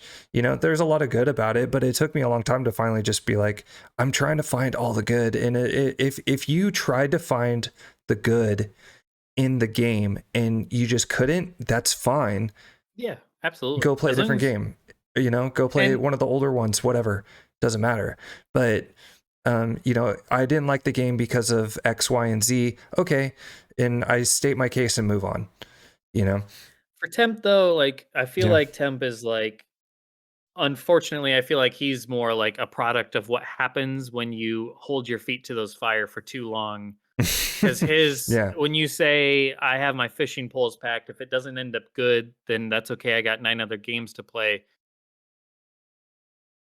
he comes from a place and I'm not going to speak for him, but just my perception of it Yeah. is it feels more like he's already moved on from Mortal Kombat. Like Yeah, I don't get he's any sense that he even cares about MK12, not at all. and Yeah. that's not a. I think that's to a point where unfortunately too much harm has been done. You've lived Mhm. in a point of, and I'm not blaming him. I'm just saying you've maybe been in that grind, in that bubble, maybe Mhm. too long to the point where it stripped you of your love for that franchise completely. Yeah. And that partly lies on NRS for doing the decisions they made that got Temp to that point. Mhm. But it also, Got him to Temp that point. never allowed Yeah. himself to, Not everybody just my else. perception, never allowed himself to like step back and like take a breather and Mhm. let's just try and rejuvenate what love you do have and rekindle that flame. Basically, that flame went out. Instead, Mhm. that flame got suffocated by a series of events. And instead of being able to like, okay, this hurts, so I'm gonna move away now, that flame would go out and I'm going to let this just calm down for a bit so that way eventually it's going to spark back up like I feel like I've been able to do where I'm excited for MK12 and I'm Mhm. willing to put myself out there to get excited again and see what happens and uh that childish wonder of the Yeah. Mortal Kombat that I fell in love You're with, ready to that enter that the dating that world again. yeah, that But desire is still there, whereas I feel yeah. like with Temp, like he won't. I feel like that game, no matter what, is not going to be anything special for him unless it really Roster is like this thing. goes We've talked about well. it. He's like, Yeah, if I'm the gonna roster's say, good, I'll play it. but Hmm. it's one thing to play something. It's another thing to actually truly allow yourself to fall in love with it. I don't True. see a scenario where Temp is going to fall in love with MK12 because I Right. don't think he's going to even allow himself to feel those feelings, if Right. that Right. makes Right. sense. Yeah. Like it's like you brought up like the ready to go in the dating world again.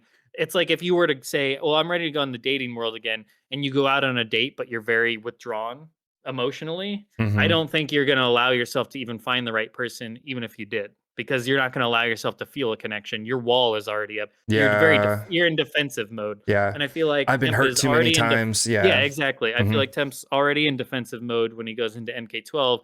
That I'm not saying it's impossible. I'm just saying he's going to make it very, very, very, very challenging to feel like that sense of like this game is amazing because I Hmm. don't think he's going in with a very neutral, shut down um, thing, and then that's kind of I why I know what was you're talking like, about. Yeah. yeah. So it's like, and that's disappointing to me. Like just because I've known him for several years now, obviously, and also just because, I mean, he goes back just as any of us. He has every right to be as disappointed as he is and as jaded as he might be at this point. But it's like, man, I know at one point there's a huge Mortal Kombat fan there, and I feel like if better decisions were made both on NRS's side and his side, we could have avoided to the point where it's to a point where now he's just complete withdrawal. Like at Yeah. that point, I feel like that's not good for anybody, Right. I mean, it's good for his emotional well-being at this point, but it's not Yeah. it's not good He's having for fun with Grand Blue. Just it's kind of like yeah. yeah. Yeah. Yeah. Yeah. So, but I would love to see him fall in love with MK12, and ultimately that's what I want to see from the community the most. It's like when my biggest request for this game is my biggest desire, my biggest dream is that MK12 is the game that gets everybody back in love with Mortal Kombat and we all Hmm. play it and for years to come and it's just like it's the greatest thing, since MK9 and it holds up as one of the best entries in the franchise. That's what I want from Hmm. MK12. I want the most fun MK has ever been, outside of like that nostalgia factor. I want it to be something that we're all like run sets, run sets, run sets. Let's all get on and have community, play nights multiple times. Like that's Yeah. where I want to be. So I hope we We're get the that. That would be awesome. I would love for like Mortal Mondays and like Friday night fights or something like that to where it's Yeah, like the entire community can get together and be like, exactly. yeah, Because that'd we be never cool. had that. We've never truly had that with Mortal Kombat because either the Hmm. internet, the connections were bad. They weren't on role based or rollback net code or whatever. Hmm. They weren't on that until part after MKX had already released. Hmm. So like we never truly had that yet, and we didn't have the community that we have now. So now is the time, hopefully, We have a I mean, pretty, MK11. or Nethercast has a pretty big community now. So Yeah, we it's could have yeah. games all the time, just like you Mhm. guys have running in the gameplay chat, like Oh always, yeah, having games throughout the week of other fighters. guys are playing I'm Third just Strike saying, constantly. Yeah. yeah, so it's like I would love for that, and everybody just be super excited, super just have that experience for one Mortal Yeah. Kombat game would truly make me happy. So That's why above tag all team else, needs to, that's exactly why tag team needs to come back because of I that. agree with you, Yeah. man. That would be awesome. That's exactly why they, tag and stuff like that. So, but yeah, I agree with you. And I agree that you need to take a step back, be a lot more positive, and that it's okay to be critical. It's just it's all context. It's filling it out. It's knowing, when to it's like it's okay if you truly do not like the next iteration of Mortal Kombat. That's fine. But it's try enjoy it. Try your best to enjoy it, and if you do, you'll be that much better off. If you don't, then that's fine too. But anyway, thanks again for coming on. Appreciate it. Oh, absolutely. Let's we'll schedule another time to get on as things grow closer. I have a feeling that we're going to hear something within the next month and a half, month and a half. Let's I'm not holding my breath, but we're getting close. We're closer than we've ever been. Let's just put it that way. Yeah. I mean, just by pure logic. Yeah. I mean, we know that there is going to be a Mortal Kombat at the end of the year, so we at least know that, but anyway, again, thanks for coming on, dude. Any final thoughts or anything you want to say? Just I mean, I've said a lot, but I mean, I think the most important thing is to drive home is if you found yourself very jaded or negative on the series, just try and maybe talk to some of your friends that don't aren't so into that grind that you are, and see what they say about Mortal Kombat. See what their thoughts on like guest characters are, or the story modes of Mortal Kombat. See if, or the fatalities, and just try and get a sense of, go play the old games, go do all those things that made you fall in love with Mortal Kombat to begin with, and really just try and take a step back and see the bigger picture and say, you know what? I do allow yourself to maybe see what is still great about Mortal Kombat, and hope that they, get better on the things that isn't, and allow yourself with MK12 to be cautiously optimistic. There's nothing wrong with cautious optimism. Yeah, exactly. And find positive content creators. There's a lot of them out there that you can listen to, that you can, there's a lot of good stuff out there. So so all right, bro, have a good night. We'll talk to you soon. All right. Yep. See y'all. All right, later.